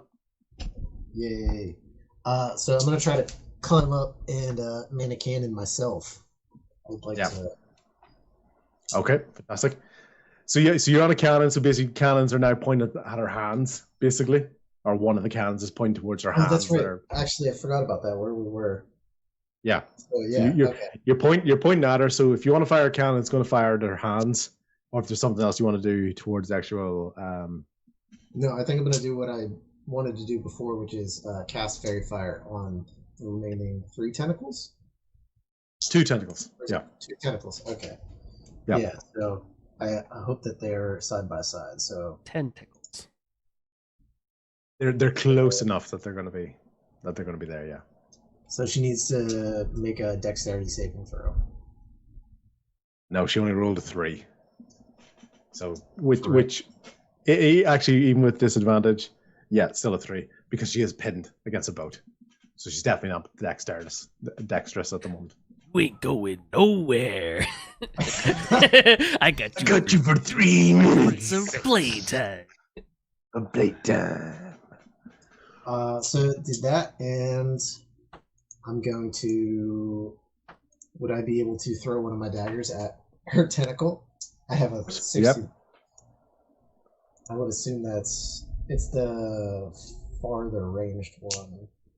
Yeah. Does that mean that you do that at disadvantage? Yeah. Okay. So I would go ahead and throw that. You still have things like bless and stuff out there as well. So. Oh yeah. Yeah, you have bless. It's still a disadvantage because although she is pinned, she's like writhing, and there's still a lot of movement. Not like she's perfectly still. Gotcha. So that would be a 19 to hit. I got a 21 and a 17. Excellent. So 19 damage. No, Oh, that was just a hit. I thought it was like multiple daggers. Sorry. No, well, I only have. I'm just going to use this as my bonus action. Okay. Throw a dagger. That's fine. That would be, I guess, 1 damage. Yep. So it's a dagger. You're basically Hail Mary throwing it up at the thing. So it does stick into it. It's just barely into it. Just with its size compared to the size she is. You did damage. It's just never going to be devastating with a dagger anyway. So sorry for wasting everyone's time. All right. And she had 1 HP left. How do you want to do this? It's like one of those old Call of Duty videos, where the dagger and it bounces and hits the guy randomly in the heel and game-winning kill. Okay, yeah. So, but you've done Fairy Fire, so both of those things are basically lit up, and brings you back to moments when you've used Fairy Fire in the past, like the giant toad and all those other creatures as well. So fantastic. Okay, Logan. You have swirled down the crow's nest, and basically now you're looking straight up towards Casera. And still 2 tentacles, the one mohawk one and one on the side, correct? Yes. All right, I'm going to do these 2 shots separately. First shot will be at the side tentacle. Okay, fantastic. That's with it. You have advantage on both those shots. Yeah, I'm rolling a d4 right now. So that's 13 to hit. Yeah. Did you say, Bo? You were saying about he has advantage as well? Yeah, because of the fairy fire. Yeah, exactly. No, I just meant for Logan to know. Yeah. He was just adding blessing. Fairy fire. You get to roll every attack with advantage. Yeah. Oh. Okay. Well, my d4 was a 1, so let me re-roll my attack then. And okay, so that changed it to a 27 to hit. Okay, yeah, definitely. So that's definitely pinging the lesser tentacle. And 12 damage. 12 damage. Yeah, so that's bang. So that's going to split off as well. And you can basically see, once again, the blood that's coming in, the tentacles are coming in, she's becoming smaller and smaller every time you're taking one of these off. She's still pinned onto the front of the ship. It's becoming smaller and smaller as it goes on. She's still, comparatively huge, but she's getting much closer to Aid's size and Danu's size into the dragon form, as opposed to this colossal beast that she was before. Okay, and your second attack? Second attack will be at the main tentacle. Roll with advantage.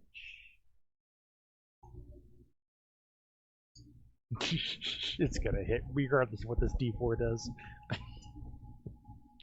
But that'll be a 30 to hit. Right. Okay, we're definitely looking at these dice, but that's fine. Yeah.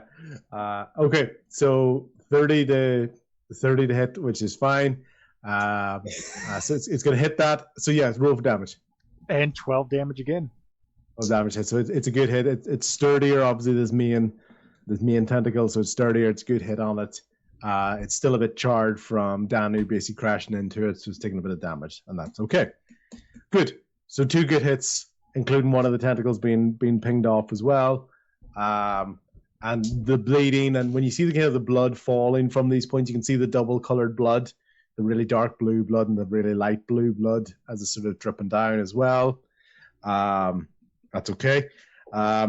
Cannons go off their turn on one of the sides.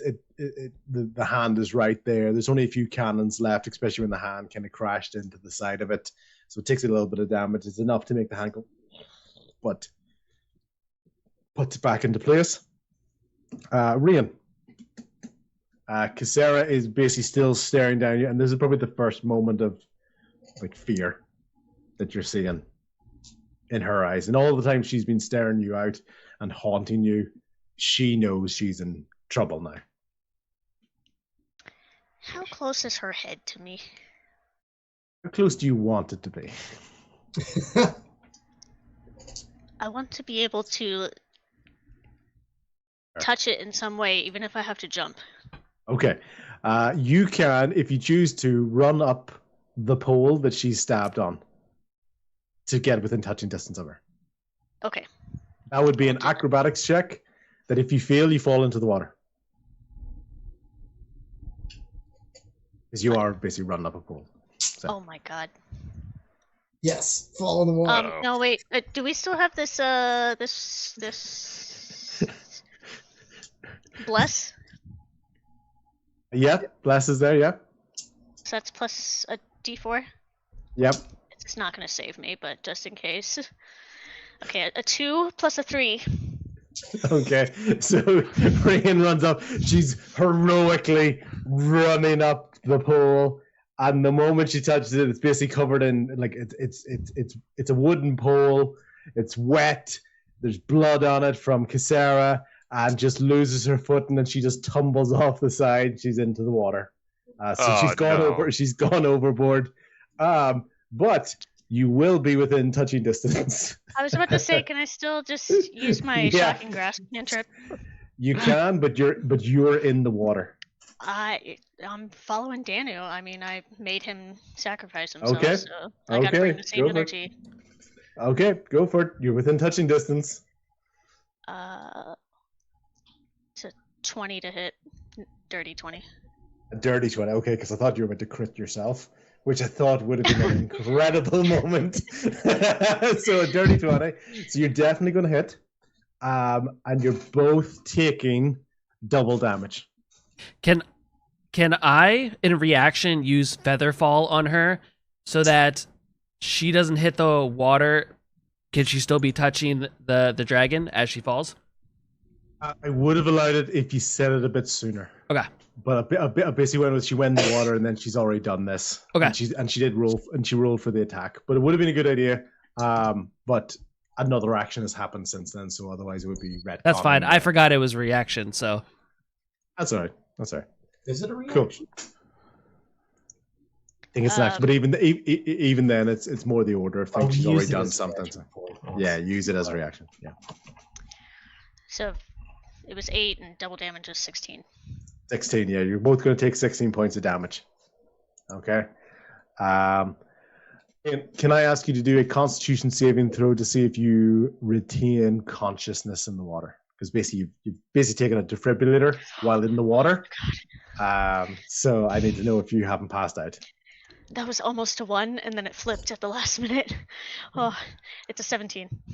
Okay, so you maintain consciousness in the water, but Casera lets out a massive scream at that, and the last tentacle basically is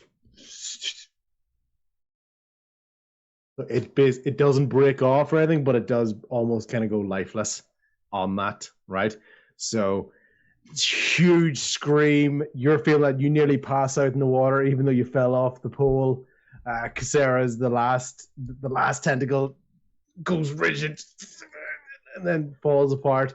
And then as Casera the dragon is basically disappearing, in her place on the pole itself is replaced by the withered body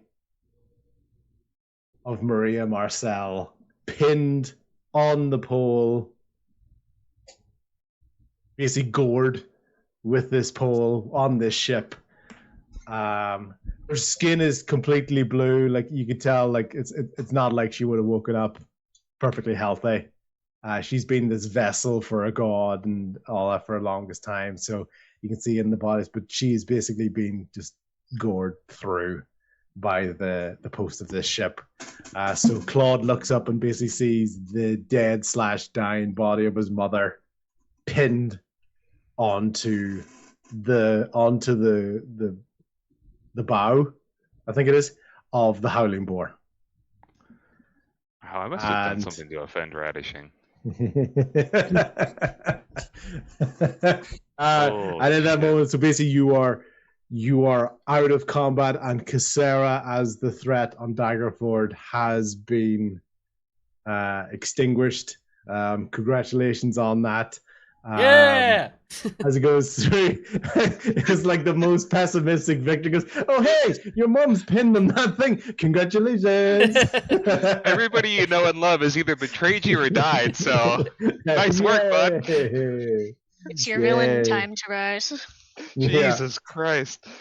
So, Aid at that moment, the basically you can see him almost sort of get up, and he just starts to, unceremoniously, he's leaving. Like he's never been a chatterbox. He's just making his way back towards the mountain.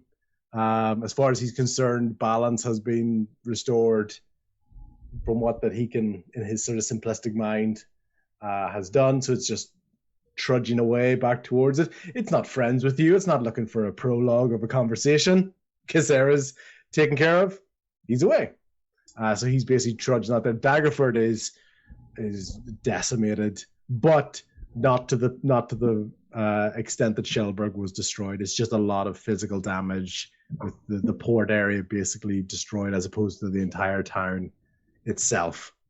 And the Howling Boar is barely standing in the water, with a new masthead of Maria Marcel. That's not okay. You can't get away with this. So, Tommy, you're looking at Claude, looking up at his mother. You know it is your idea to basically spear the ship. You railed his mom.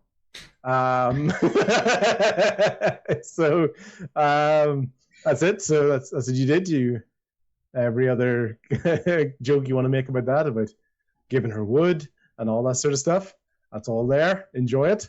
Enjoy chat. If they want to come up with their best caption for that moment, that's fine. Please do.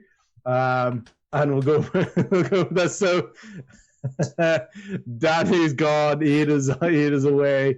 Casera's been taken care of. Daggerford's been saved.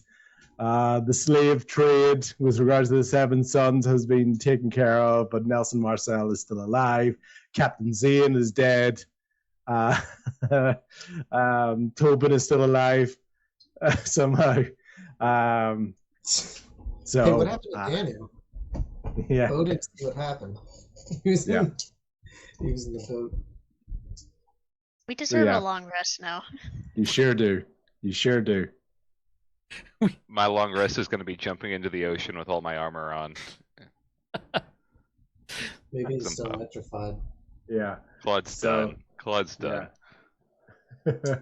So we have that moment as you guys finally take a breather after all this time. Casera has been defeated and is no more. Tommy, as you look towards the water's edge, you can see Aesir and Larix basically looking out towards you.